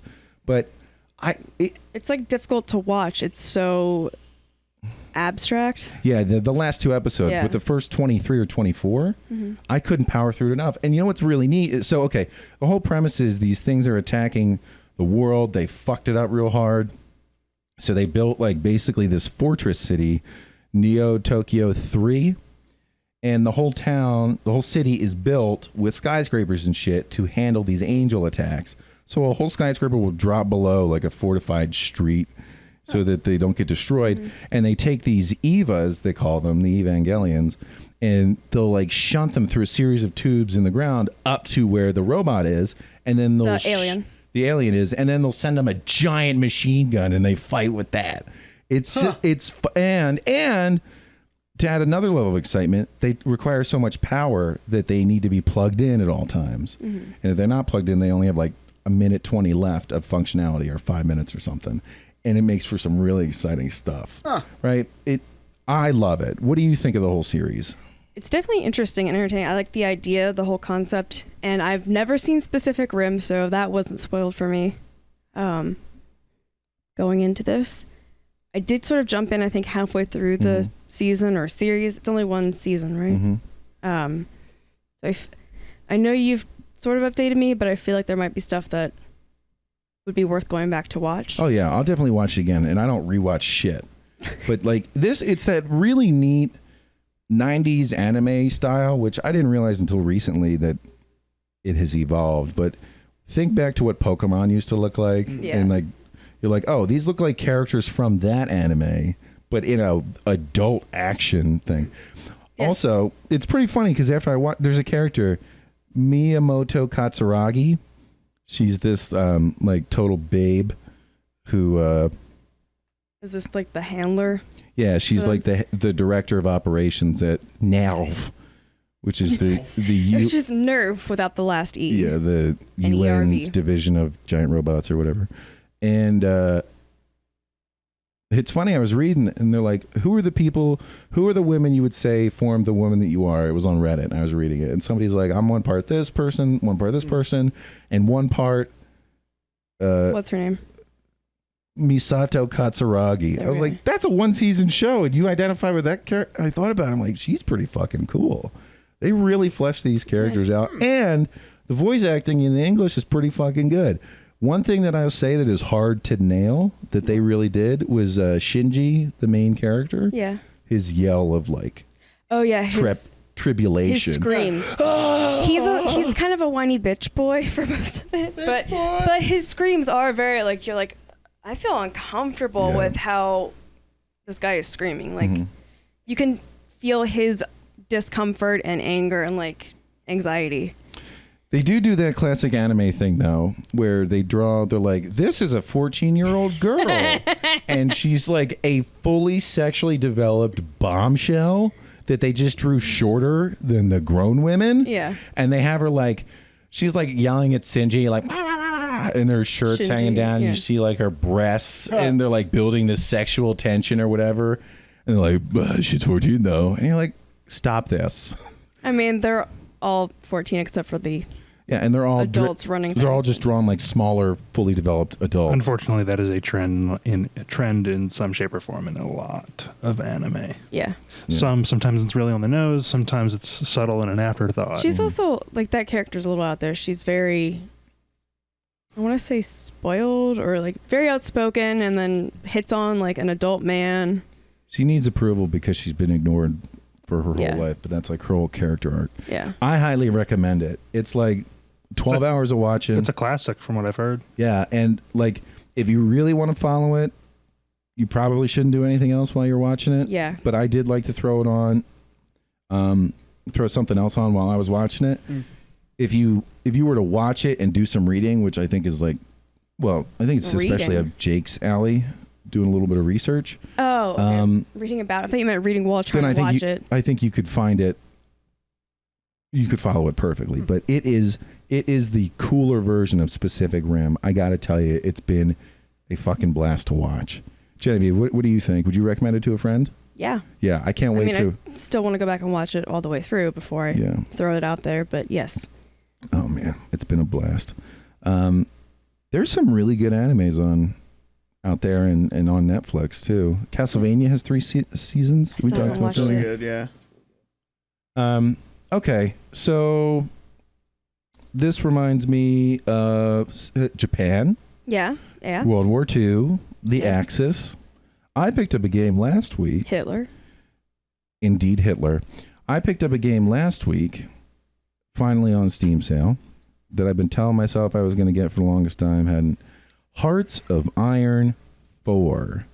You take control of a country in the world like 10 years before the Second World War. And you got to get it ready to fight without politically bringing all the other countries into the war as well. So I started as Italy. And you have a tech tree to research, but more it's about like factory and resource management, troop management. You'll establish front lines into other countries and then plan the route you want your troops to take to capture their capital and stuff like that. I got probably 4 hours of gameplay yesterday. It sucked me right in, dude. It is a blast. If they took Civ and they made a Civ quality troop tactic manager and they got rid of like the city management, it would be this game. It's a ton of fun. And, it's all themed in interwar stuff. So I've seen it where like people have played as like India and they rebel and then they take over, they like defeat Russia. So India owns Russia in like 1950 or whatever. Boy. And what a history that would have been. Like, so I was Benito Mussolini. And one thing that was kind of strange was Hitler's in the game because he's running Germany. Right. And he's doing all this historical stomp all over everybody. And people are stressed about it. But you can enter into diplomatic conversation with him, and it's just a little picture pops up, and it's just Hitler. It's not like this. He just looks like a guy with a toothbrush mustache. Like, they don't play him up at all, because there's a lot of other horrible people in the game too. But they it's so weird to see him in an interactable role in a game where they're not like, he's the big bad. Like, they don't play it up at all. It's pretty interesting. It's just wild, I guess. So I had to watch out for the menace that was Germany taking over everything, and then maybe coming down to stop my northern border. I ended up getting crushed by the Allies. Ugh. There's this whole mechanic, and it's like world tension. And the closer to 100% you are, the closer you are to a world war. And the higher the world tension, the more democratic nations are willing to get involved. So, like, if you're a fascist country like Italy, you want to be sneaky and take over countries without just invading. Right. And the one thing I did, I was like, I'm Italy. I'm a fascist country. Spain is having a civil war. Better back the fascists in Spain. So they let me send over volunteers, and I did a Lend-Lease program, and I turned the tide of war in their favor. So I had a fascist ally in Spain. My first go. I can't recommend this game enough for the price point. It's a lot of fun. If you like Civ and Stellaris, which I've been playing. Strategy games. Yeah, man. Get it. It's good. Oh. I will tell you this much, this game, I went through the tutorial, and they give you a little bit of something. They're like, but if you want to learn more, go to our wiki page. I'm like, I'm not going to do that. I'm not going to navigate to a wiki page from inside this game. Eat my ass and my anus, because I'm finally famous. So I'll have a more full report on that. I was hoping Frank was going to be here, because I have been playing the shit out of Stellaris. Save scumming like a boss. He is sick. He took on a virus. Oh. It's been messing with his CPU. So is it a vaginitis? It could be. I'm a bitch-titis? Probably that. Okay. All right. Well, look forward to that, guys. I mean, keep champing at the bit. Anybody else getting some game time? Anybody else getting some good content? Genevieve. Yes. You don't have to tell us anything specifically, but to wrap up this section, yes. Unless you were going to say something. I mean, I don't have any. A few content. episodes in a row now, Bill. Yeah. You've asked a question of the group and then immediately transitioned to asking someone specifically before anyone can answer. So, Jake, do you have anything? I mean, I don't, but I was gonna make a comment. Sorry. That's cool. It's just funny. Well, so what have you guys been up to? Genevieve, what have you been up to? Yeah. Well, what happened? Okay, so I will reveal my process. So, some people on the podcast are easy. It's easier for them to get stepped on. So I look for micro expressions, and then what happens is I improperly look for those micro expressions from everybody. I don't see any, so I try to send it. I feel like I'm being singled out. No. Yes, and it's in the span of about half a second. Now, my very important update. Yes. I'll work on it. My very, very important update for the group is that I broke Fallout 4 again. How'd you break it? It's very easy when you have 300 mods running. I don't even know how it was working before, but then all my guns turned purple, and I was like, fuck. Is that Oh, no. bad? Your video card didn't like it. And then, no, the textures were broken. And then, and trying to fix the textures, I broke other stuff, and then it all unraveled, and I can't fix it. Now the scripts don't work, and I started a new save, and I can't fill water bottles, and I can't do anything.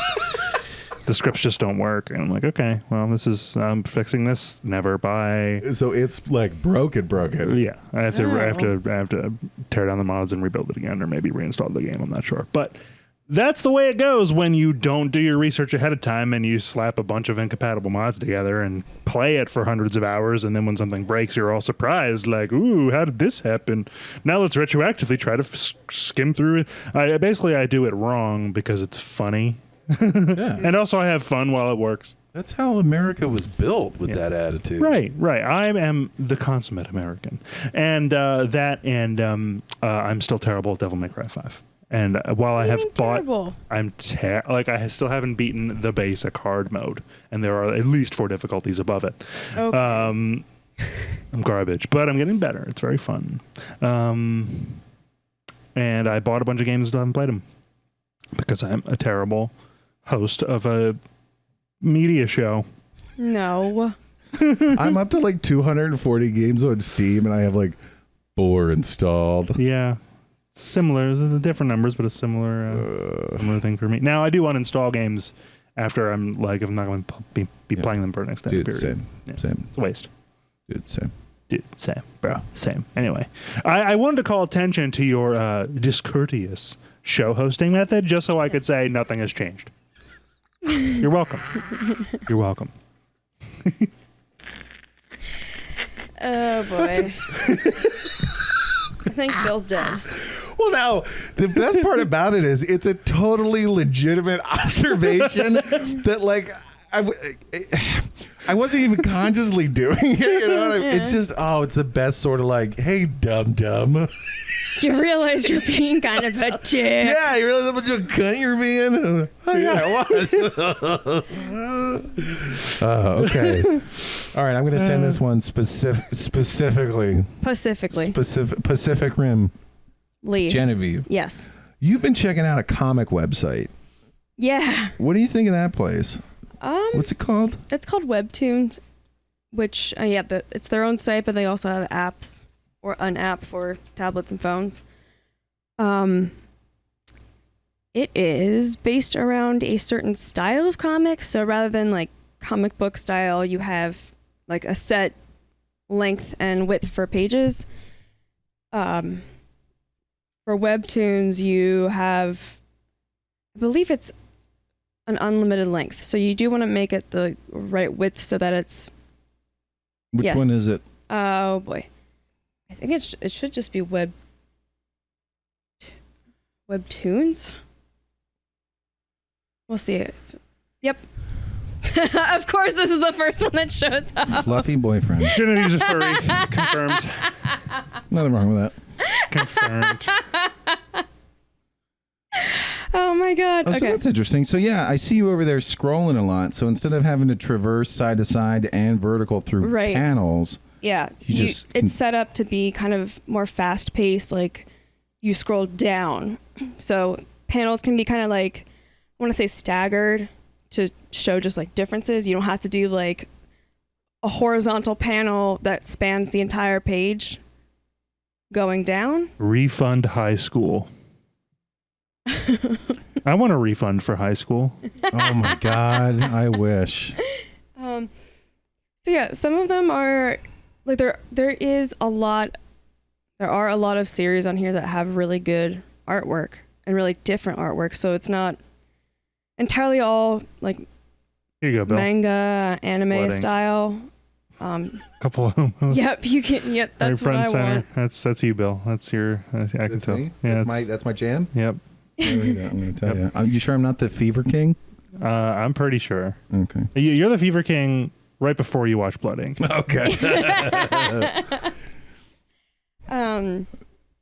Yeah, I've appreciated it as like the different styles and very creative, sort of out there stories that are on this, but So, you were telling me that sometimes they translate these because, of course, the art translates yes, over. But yes, you will find many bad English translations, just like what I just said right there. what I think my favorite one is you're like the character turns to another character and goes, "Why don't you do the marriage with her?" Yeah. Oh my god. It's a great question. Yeah. Why not do the marriage? Or Cyberbunk. do a marriage with her, something like that. Dude, yeah. if I read Ecstasy It's Hearts, you're ripe gonna have to with look for me in my cyberbunk. Look at that lady. Smoke show. Ecstasy Hearts. Haven't even heard. I like how all these titles are basically just words thrown together, and they could be literally anything. Like you could come up with thousands of these comic titles just with like a generator. Yeah. Yeah, I'm sure that's probably what Refund High someone has School, done. My Dear Cold-Blooded King, Castle Swimmer, Lore Olympus, Gourmet Hound, Everywhere and Nowhere, The Fever King, Blood Ink, like Latin's Curse. Okay, let's do it. Windbreaker is one. I'm gonna say I'll tell Seed you is a this pretty much good about one. this, and the art is so super engaging. I mean, there's tons of different styles on here. There's like Cowboy Bebop looking shit. There's the Shiloh. I haven't read that one yet. There's Afro Samurai looking stuff. There's like Gumball, the World of Gumball looking stuff. All sorts of different great art style. Really talented. And I have a feeling that some of these stories, some of them probably serve the purpose that we talk about stories in a lot of games. They're good enough to not get in the way. But given some of the topics here, it's like, love and, romance and shit like that. And they have different categories too. So like, I think I've only ever seen 2 categories per comic. Did you want to say something? Yeah. So given the story, I feel like it's going to have a lot of the same quality as those shows that I watch on like, ETV or whatever, I'm like, I don't want to watch the Real Housewives of Tallahassee, but then you sit down and you're like, why is Gretchen being such a bitch to Sharon? I need to know. And will her husband remember their anniversary? So like, this is the only reason I haven't started this is because I can see that this is a brand new time sink. Oh yeah, it suck you right in. An absolute time sink. And then there's a lot of most of them I would say probably are still ongoing, and they release, typically it's once a week. Some of them are a little bit more spread out, like every 2 weeks, every month. But you'll just be going about your day, and then you're like, oh, I want to check out some Webtoons, and you're like, well, my whole day's fucked now because there's all these new chapters to the series I like. And I have to catch up on everything. Oh, there are genres. What kind of genres are there? Yeah. So I think the most popular is probably romance on this site. Mm-hmm. Drama, fantasy, comedy, action, slice of life is probably going to be where you get your Wives of Tallahassee fix. Oh man. Do they look as strange as the women in those shows do? I hope so. I hope so too. I hope they have like rabbit ears and shit. The croaking assassin roommate. The croaking. Fluffy boyfriend. Look, we've already talked about fluffy boyfriend. Probably not. Oh my god. I feel like it should be like the croakening. Windbreaker, I still love. The devil's a handsome man. Luggage. Yo, look at Strawberry Seafoam. Look at that fucking art style. I feel like I've heard that name. That is so fucking cool. The devil is the handsome man. All I'm saying is it's like really interesting. Wind Seafoam. Space Boy, fucking Spirit Boy, Blessed Spirit Fingers. What the fuck? The Croaking Signs, Assassin Seed, what? Odd Girl Roommate. All I'm saying is all these names are interchangeable. I'm not judging any of the art or the work. Yeah. I'm just reading these titles, and my brain feels like it's reading the output of a name generator. Okay. Oh, okay. All right. That's all I'm saying. Don't let me forget, G. Yeah. Next week, we're going to play a game. I'll read some of these comics, and then I'm going to come up with a list. And you guys have to decide whether or not it's the real name of a comic I read or one that I made up. Oh, my God. That sounds like fun. All right. Sounds good. I can't wait. All right, guys. We're going to kick it. I think it's about that time for another B-Rack Obama break. I don't know what I'm trying to say. We're going to catch you on the flip side for the Steam sale.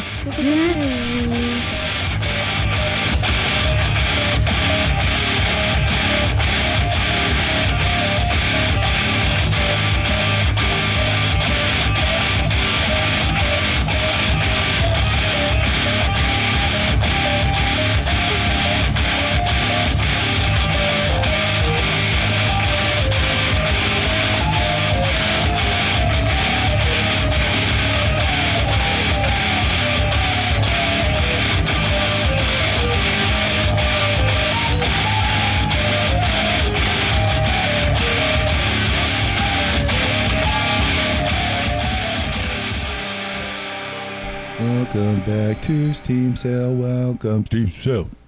Steam Sale. Steam Sale. Steam Sale. Steam Sale. Steam Sale. No, it's over. You're fired. All right. Well, fired. It's the Steam Summer Sale. Steam Grand Prix, whatever the hell that means. I will be honest with you. I've missed the summer sale forever. I've like never done it. You're an idiot. Stop. Yeah, during the summertime, I never have any money. I'm like doing others. hit the microphone with my nose. So can somebody else tell us what this is about? It's just a big summer sale that they do for, I guess, about 2 weeks. Oh. Every summer. It's exactly like the winter sale, just in the summer. Yeah, pretty much. It's just lots of very, very good deals on some very, very good games, and probably a lot more deals on a lot of bad games. And they have like a point system. I had some points left over, I guess, because I have a $5 coupon sitting here. There's a channel called The Spiffing Brit who likes to break various video games, and he has also broken the summer Steam sale if you want to learn how to cheese the system into lots of free coupons. Huh. I don't want to do that work. And he's pretty clear, like, he actually mentioned in a recent video that there are exploits that are that result in basically free shit, but they're super against the terms of service, and he doesn't want, as a professional YouTuber about games, his Steam account to be suspended. Right. So he's like, I might make something after the sale is over and it can't actually be used anymore. But there are ways that he has revealed that using specific games and how the point system works, basically like achievements in certain games. There are like some games have repeatable achievements and they count for much more, like in terms of time and work invested into that given task in a given game over something like, placing really high in some match for the same amount of promotional points. Right. So that's a thing. And by buying games, you earn points that you can then earn new coupons off of other games. Coupons. So it's kind of nice. I had one left over.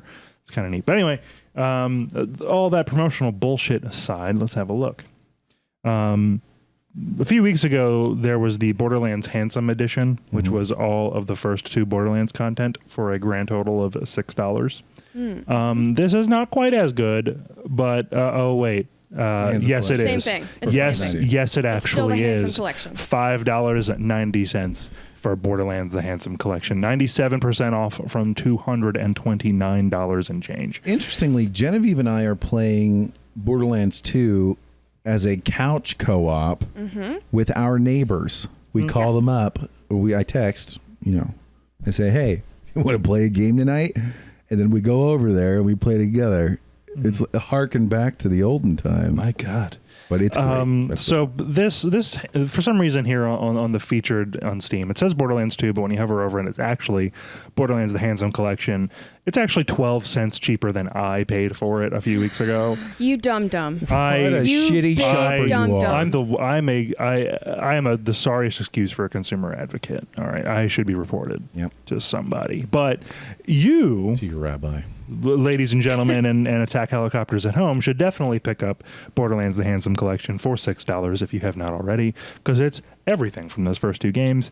And I've barely played them, and I don't regret the purchase. So there's that. Total War 3 Kingdoms strategy game, 10% off of $54. If you like these games, sure. I've seen a few videos about this. It looks pretty sweet, but that's not much of a sale. This is, however, Dark Souls 3 at $15. Holy shit! Yeah, it's the cheapest I think it's ever been. And I believe I looked ahead a little earlier that the the bundle that comes with all the DLCs and all that shit is like $20. Still an excellent deal if you're into these sorts of things. Being punished. Oh, it's your baby. Stardew Valley, $12. I think I bought that. Yeah. The Resident Evil 2 remake we'll call it $40. Not all that great. Same thing for Devil May Cry. These are worthwhile prices if you want to get your hands on these games already. But as far as sales, if you're new, they're not the best sales ever. I believe DMC has been cheaper in the past at $30. Elder Scrolls Online at $10. Fuck yeah! Not a bad choice if you like MMOs and kind of like the Elder Scrolls. It's definitely more the former than the latter. Can't spell your mom without MMO. Yeah. You're technically correct, and it upsets me. Monster Hunter World at $30. I've heard great things. I have not actually played it, nor do I know much about it. I watched some gameplay from this. It's everything that you would hope it could be. Oh, yeah? And it's just an unbelievable... There's like so many things going on, so much combat with the monsters, so many details that they got right. That's the Witcher. That's the guy. I was gonna say that looks like the Witcher. That's Assassin's Creed. Assassin's Creedman? Yeah. I guess you could play as these characters. Oh my god. This game is fucking. Can you play as the monsters? No, you hunt the monsters. Oh. Hence the title. But you're a Deluxe monster and you're a edition, hunter. You're a monster hunter, right? $42.28. No, shut up. $30. It's worth it if you've thought about getting that game. This is the price that I'll move on it. Really? Yeah. Okay. $27 for Divinity Original Sin, Divinity 2 Original Sin 2, Definitive 2 Edition 2. Just Cause 4, $24. This game had some seriously negative reviews at launch back in November, December. I believe the recent reviews are more in the middle. I put it on my wish list now. I want to see if either the price drops considerably or if they patch the fuck out of it. Rage 2 just came out recently, didn't it? What is Rage? May 14th. Two studio powerhouses, Avalanche and id Software. First, What is Rage 2, says the video? a carnival. It's Rosie O'Donnell with a gun? A It's carnival. an insanely wild. Oh my god. A carnival of carnage where you can go anywhere, shoot anything, and explode everything. So it's like Mad Max. It kind of looks like Mad Max. It kind of looks like Borderlands, but with But cities. also Mad Max. Yeah, with like Well, the Borderlands looks like Mad Max. Tron coloring, yeah. More neon colors. Sword fighting. Okay, that might have been a cutscene. Oh, there's a Mondu person. Looks pretty action packed. Got some mixed reviews, but that hasn't dissuaded me before. If Rage was good enough to make a Rage 2, I'd go back and look at Rage, I'd read those reviews, and then I'd give that a try. Because I'm not jumping into something with mixed reviews from 6,000 people for $40. It's a goon squad. It at least I don't know. looks impressive, so there's that. Now that is just about it. Oh, Civ 6, of course. For $15, Six, that's about the six. price you want to pay. And I for believe Yeah. it's like, dude, I think the what actually might make me move on this finally is the gold edition for 30. Oh shit! Fucking everything. That's what I've been waiting. Down from 127 $28. Fuck yeah. Like, Now's the time. yeah, you're basically shaving $100 off the top. Like, yeah, it's actually, I think, already in my cart. Good call there. Hitman 2, the new one. I don't know whose idea that was to have two Hitman 2s without the franchise's lifespan, but I guess they did the same thing with Spider-Man at $24. It's Spider-Man and Amazing Spider-Man. The Hitman games are generally pretty great, very positive. Came out less than a year ago. Yeah, if you like the Hitman games, but for some reason haven't played this yet, Go for by it. all accounts. I think I watched some gameplay of this too, and it was how you have a franchise go on this long and stay with very positive feedback while maintaining like the thematic identity of the series. Mm-hmm. I don't know how you do that. It's really impressive. He just threw a ninja star, I'm sold. The way that when I watched the gameplay, and now I'm not a Hitman specialist, but the way that the character behaved, and you're like, oh, I think I should be able to do this. Then you fucking could. It was it was really spot on. It seems like they just refined and refined and refined. Yeah, it looks really polished in several respects. I might be burning a lot of money on games I won't play for a while. But you'll have them, and you'll have them at the lower price. Ark Survival Edition, $17.49. I don't know anything about this. That's worth it. Down from $50. It's got a really good 2 years old. feedback. I mean, 1750. I say it's worth it. Shitload of reviews. Yep. 179,000 reviews, mostly positive. And then recent ones, very positive. Yeah. I mean, that's a pretty massive. The last player time I base. looked at this, it was getting mixed reviews on the recents, so they must have just done something that made it look pretty awesome. So I'm going to reveal to you one of my favorite tactics. Is they'll hit you with the really cheap base model, and then they try to upsell you to like the Evolved Explorers Edition. Mm-hmm. This is actually one of the more egregious in terms of price jumps outright, from $17.49 to $40.12. More than double. But I mean, and there's only 2 items listed here: the season pass. So maybe there's a shitload of expansions, but I mean, I count 4. Well, if you buy the 3. base and you wait, that DLC will eventually go on like super sale Right. for $1. Yeah. So I mean, I don't know. I mean, with a player base like that and feedback like that, and just looking at these videos really quickly, Not having done any research on these games prior. You hunt dinosaurs, and you collaborate from the look of it. And there's technology also and crazy Mondus. Yeah, I mean, at an entry level, if you're not sure, $17.50 is not bad. Mm-mm. And then you can hold out for the DLCs if you want. I'd be on the fence. It is just a big price jump. And what else we got? Dragon Ball Dragon Fighter Ball. Z, if that's your jam. $15. Fucking worth it. Final Fantasy 15 for $25. Rainbow Six Siege for $9.99. It's typically been cheaper than that, right? No, I don't think so. Oh. If so, not maybe by $1, but 15, is that the... I'm sorry, switch back. Final Fantasy 15, is that the MMO? no. 11 and 14 are the MMOs. Has anybody played 15? Frank has, but he's not here. Oh. And what did you think of Mortal Kombat 11? You picked that up, right? I did not pick up 11. You played 10. I played 10. Yeah. You liked 10, but 11 got really shitty reviews. Yeah, because of the microtransactions and everything. All the shit that they took out of Shadows of War that they just put right back into Mortal Kombat 11. It's like, did you not expect the same reaction? Like, yeah, Warner Brothers is not smart. Well, it was mixed before, now it's very positive. So maybe they... Like, the game, from what I'm hearing, is good. The game does not suck, but a lot of the recent patches have been pretty crummy for it, and then the microtransactions are atrocious, and the grind just to get anything basic is offensive. So $50, you're not going to make a move? No. Okay. And I love Mortal Kombat, but no. Kind of meet up. Oh, wow, there's so many. Oh, jeez. All right. So I think, I mean, from what I've heard about Rainbow Six Siege, at $10, it's probably a good idea. We don't need to click on Astroneer, but we've talked about it. It seemed more like an artful exploration game. Yeah. For 20, I think that's a Genevieve game very much. I can't really remember it, but I mean, just by looking at the art style, yes. The gameplay, I'm not sure. If it was $10, that's the kind of thing I would jump in on and get for you to check out. Here's Civ 6 again. Yeah, the everything. Probably gonna do it. Said that, I forgot. Yes, we did that. It's all right. I forgot. What is Grim Dawn? Grim Dawn at $7.50. I looked ahead at this a bit. It's like an isometric, what's that game? Diablo sort of thing. Oh shit. Overwhelmingly positive recent reviews and very positive overall. Came out February of 2016. $7.50. I might even jump on it. Yeah, dark fantasy. Ooh, look at that art style. Damn, dude. These videos going because there wasn't much gameplay, but yes, there was. Here we go.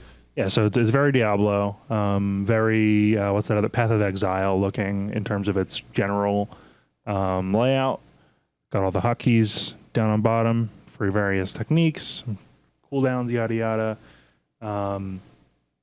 Lots of enemies to deal with various ways. I'm seeing lots of firearms, magic, melee weapons. The works. Bloodborne Cross Baldur's Gate. Yeah. That is sort of where what I'm picking Tim up Burton's Nightmare Before Christmas. The cover art looks very Bloodborne. $7.50. It's probably going in the cart. Just to fuck with it. All right. Gotta scroll a little bit. Yeah, there's some really good stuff on here. The Witcher 3 at $12. Worth every penny. I already have it in my library, but if I didn't, I'd be buying it now.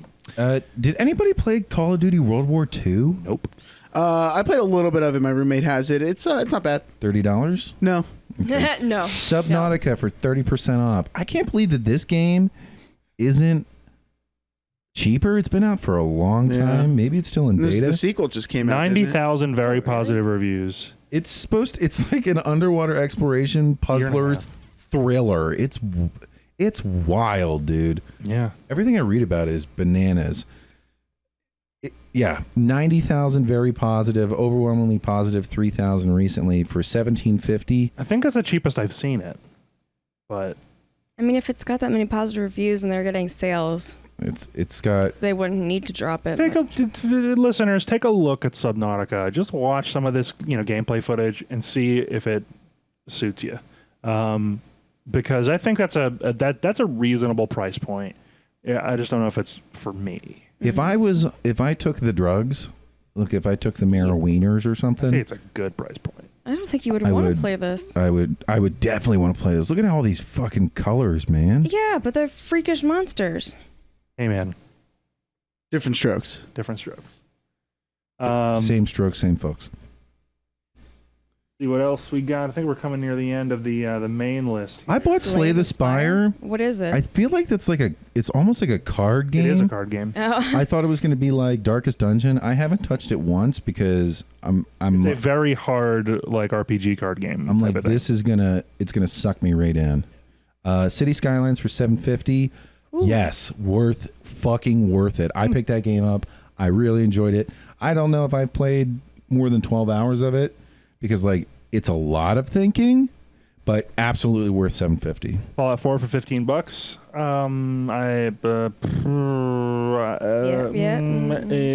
Sure, why not? Just out of morbid curiosity, what do we got here? But it's already in my thing. Where's the actual? It won't tell you all the downloads. And stuff. Here we go. Okay. I like how it's asking. Game of the Year edition, $30. Too high. Game of the Year, Skyrim and Fallout 4 Game of the Year for $40. What was so wrong with it? Here's what's up with if you're not a Fallout fan, then this game, Fallout 4, is worth every bit of $30 for all the DLCs. Okay. You know, I bought it at release. I have all the DLCs. I've played the ever-loving crap out of it. And, you know, most of that time was spent on mods.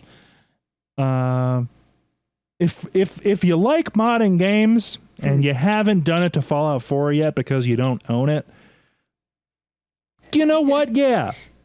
Yeah, I would tell you to pick it up, the Game of the Year, for $30.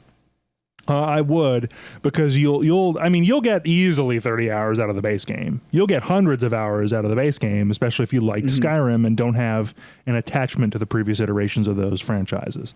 It doesn't have the worst parts of Fallout 76, you know, that everyone bitches about, for good reason. That game exists. Yeah, for good reason. You know, I mean, there are people who find it fun, and if you find it fun, all the power to you. But not for me. Now, I don't know. I being a fan of the prior iterations of these series, the fact that it's still that much is annoying. The fact that I paid $60 plus, you know, the season pass when it came out frustrates me. Because the thing with Bethesda is that they'll have a lot of good ideas and they'll have a lot of bad ideas, and they'll all make it in, and none of them will be thoroughly developed, right? But you have a decent framework in a lot of respects. So if you like that aftermarket idea of being able to slap anything from awesome detailed overhauls that turn the game back into an RPG, all the way out to adding Halo weapons and cartoon characters, right? You know, turning all the Mirelurk crab people to have the voice of Zoidberg, right? Stop. You can do anything Amazing. you can do anything you want, Whoop, whoop, whoop, whoop, whoop, whoop, whoop. right? Whether that's just downloading mods other people made or actually getting into making them yourself. That is easily the best part of, you know, all the way back to Morrowind even, you know, up through these games. So if you like that idea and still haven't done it to Fallout 4 for some reason, it's a fine price point. I'll say a second time and leave it there. Slay the Spire is a card game. It's very hard from what I've heard. I'm going to buy you Dragon, Naturally Speaking. No. And you're going to write the Fallout 4 review. No. The ultimate. Mm-mm. It's been done. It's been done better. Oh, than I yeah? ever could. Yep. I appreciate the vote of confidence. All right. Can't be mad at that. Anyway, we've covered this card. Let's look onward. Tropico 6. I tried to play one of the older Tropicos. I couldn't figure out how to make it work. $40, I would pass. Man, no. Sekiro. Shadows Die Twice. That guy's got my current hairdo. Yes. If you're wondering why I have a top knot. Or you're not because you can't see you. Well, Jake mentioned it earlier. I did. He made fun of my hair. For good reason. A long time ago, I went to the barber and they're like, you've got bald spots on your head. It's alopecia. And it's like on the back of my neck. And being the optimist I am, I said, I'm going bald. So I'm in a flat out race to grow my hair as long as I possibly can before I look too haggard to have long hair. And this is where it's at. I can't quite pull it all the way back. My hair is only long enough to pull into a tail on the top of my head. Like a half up, half Man down. It's not a bun. My only buns are on my butt. It's like Okay. it's like a broccoli floret. Yes, thank you. It's because your hair is very curly, so it curls back on itself, therefore making it look like it might be a bun, but it's actually a ponytail. Are you being racist against my curly hair? Chris Topher? Oh, me? Harris. Yeah. Oh, no. Topher lame. You're fired. LOL. Grand Theft Auto 5 online, who's its edition? Premium online edition for $20. This game is, Grand Theft Auto's been out for a long time, but it does have that endless online support. I've heard very little of which I've played. I've heard that they have introduced things into the game through DLC that ostensibly you could grind and get, but it's like the only way to do it is to like have a business and leave your game running for 5 days or to just pay real money. So, I mean, if you have to leave your game unattended and running for 5 days to Bitcoin mine in-game currency, I think that's a bit of an indictment. But if you've never played it, I mean, it's probably not a bad price point to get in, right? It's a fun game. The online and the single player are fun. Did you pick up Sekiro Shadows Die Twice? No, it's I know it's made by the people who made the Dark Souls games. It is not Dark Souls on several fronts, on all the fronts that count, which has been a frequent complaint about it. But Really? those people are bitches, and they just want more Dark Souls when they should be, after that original challenge. And this game it delivers that. The whole point of the Dark Souls is you need to get good, or you're going to fucking die. And spoilers, you're going to die anyway. And this does it. It re-delivers that fresh, you suck, get good experience in a new way. I haven't even finished the first Dark Souls, nor have I finished Neo, which is the spin-off Japanese-themed one, when Sekiro is a spin-off Japanese-themed in that sort of vein. So I can't. I'm not going to justify buying this new game when I have. I want to beat these other iterations first. Yeah, I'd really like to see you beat Neo. Yeah, I just put it down for Devil May Cry and just never picked it back up again. So I'm Shadow of the terrible. Tomb Raider for $23.99. I mean, I think Tomb Raider just keeps crushing it. These games are really good from what I've heard. Very positive, mostly positive. This is who's this? The story of a girl. Eidos Montreal, I think. Something like that. They keep putting out really good work. God damn, if you liked any of these modern ones, it looks like you're gonna like this one too. Looks sharp. They just keep doing it right. Yeah. This is like their 50th game. How the fuck do you do so well? It's amazing. What is that's it. Outward? Outward. By the way, PUBG, $15. Sure. I almost picked that up. Yeah. I almost picked that up, but Not my thing. it's still like broken, isn't it? Oh, really? I have no idea. I don't know. I don't know. I'd have to ask the Frank. Yeah, Outward. the expert. No remarkable. No, Marketable.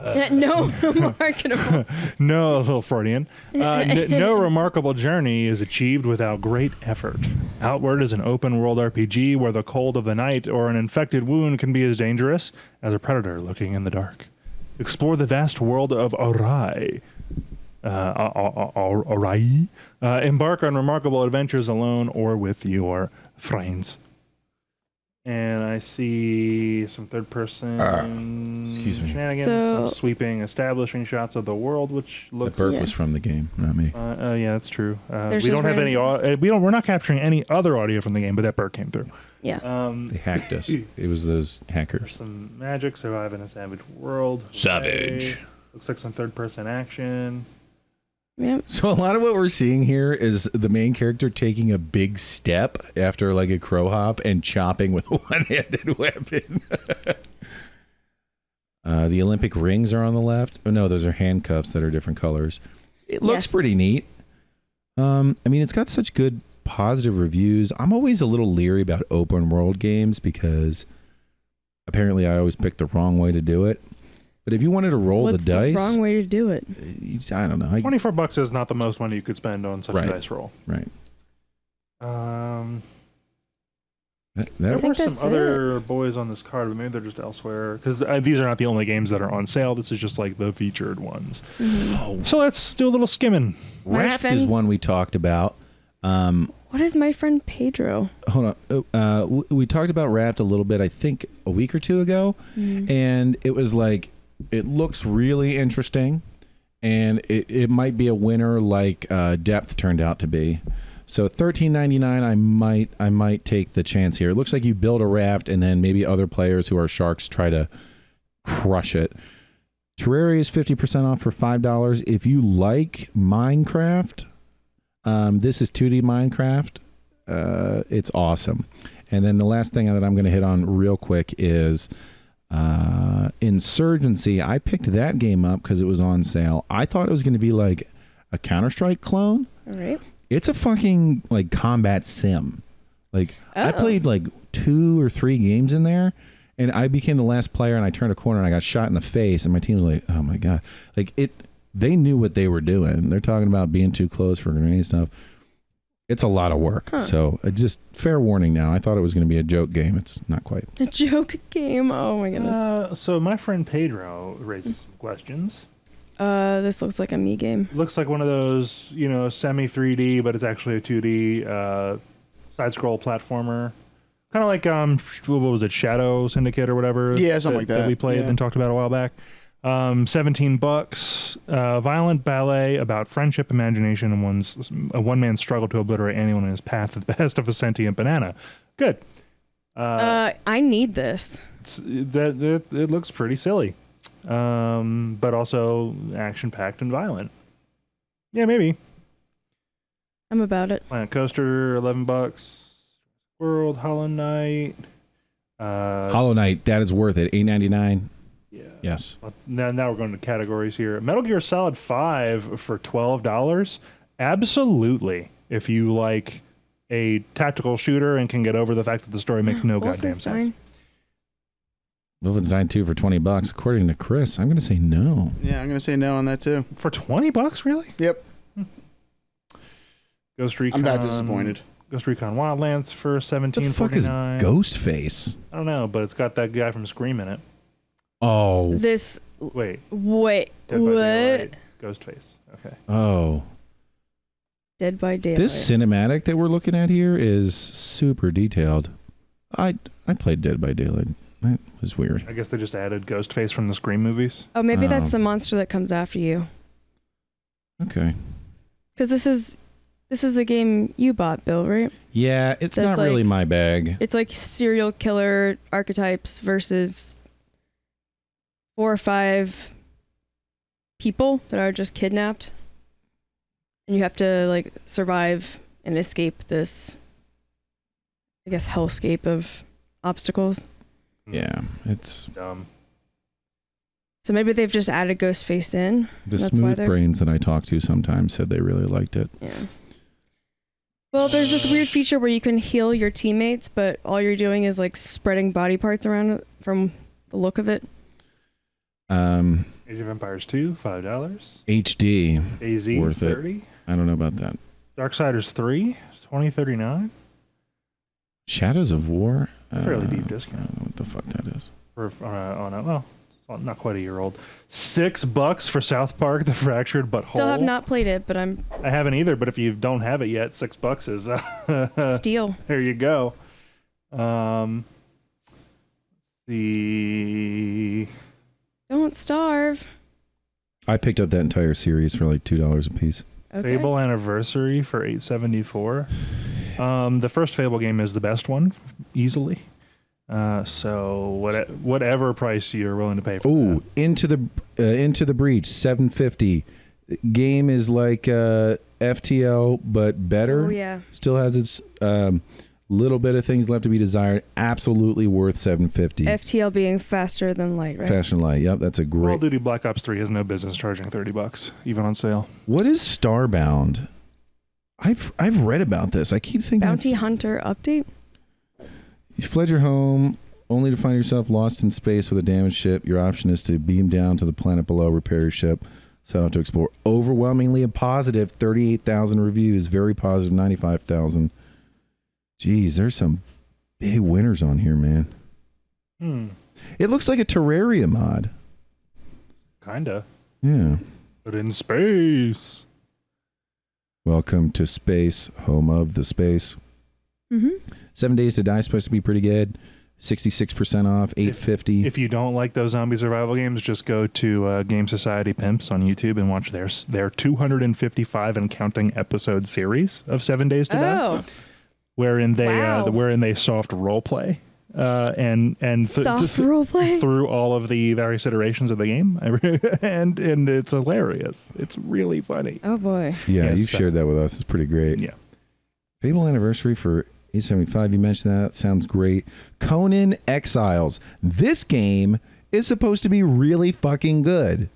Out of nowhere, who'd have thought a movie franchise game would be baller? I mean, I guess if you know about the Lord of the Rings, Shadow of War. Yeah, I was stuff, gonna say, can't but really say that. Can be holy done. smokes, $20, and this is like your open world survival, your DayZ, your PUBG, or whatever. It's supposed to be It's not PUBG. litty AF.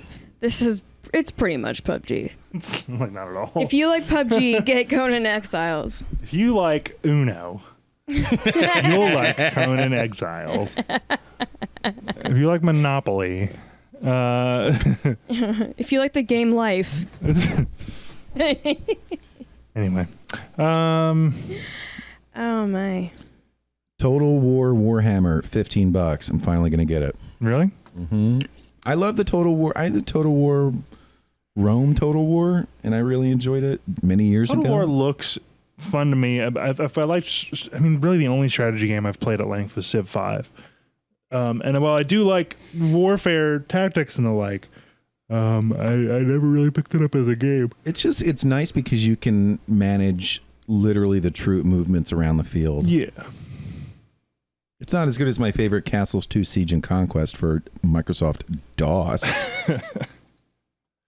Holy moly. Well, we could keep poking around, or we could kind of call it and give some thoughts. Yeah, I'm sure there's more, but let's do the thoughts. I pretty much said everything I thought was worthwhile as we went.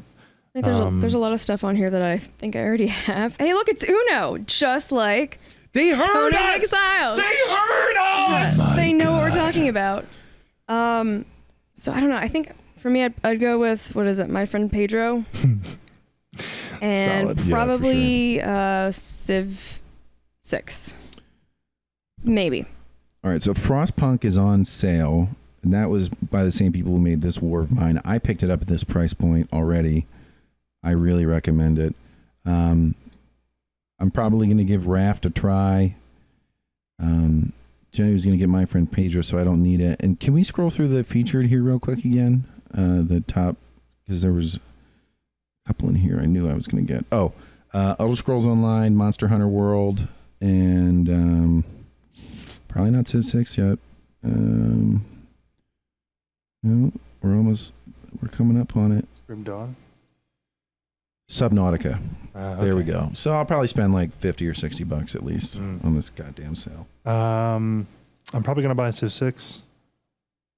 I might pick up something cheaper than that, but probably not. Oh, and the Borderlands thing, of course. Oh yeah, but Borderlands if you haven't done that yet. But recommendations. I mean, the Borderlands Handsome Edition for $6 is obvious. Metal Gear Solid 5 at $12. Do that. Do that. Yeah. It's such a silly, over-the-top game, but it is so fun to play. You can easily get 12 hours out of it. All right, Chris, wrap us up. Yeah, I'll probably. Can you go through the feature one more time? Yeah. I'm probably gonna go with the Resident Evil 2. I've been kind of eyeing that for a while. Yeah, Yeah. solid. Hitman 2, though. All right. Possibly Ark also. Word. All right. Well, that's it's been our, I think, our longest Steam section to date. About as long as our second section today, Damn. which was shorter than usual. Thank you all for joining us on episode 77, Lucky 77. It's our best one ever. Mhm. So it's all downhill from here. Yeah. And Bill, why don't you signal us out? All right. Don't forget. I know we walked the line in the beginning, bringing politics up, but the ticket everyone should support in 2020 is Cthulhu, and that guy with the boot on his head, Vermin Supreme. Vermin Supreme. Yes. Cthulhu Vermin Supreme 2020. And as always, don't forget to not ever but what? Twist and tap and sing song and cock 'em, lock 'em, and rock 'em, baby. Bang, bang, bang, bang, bang, bang, bang, bang, Pew, pew.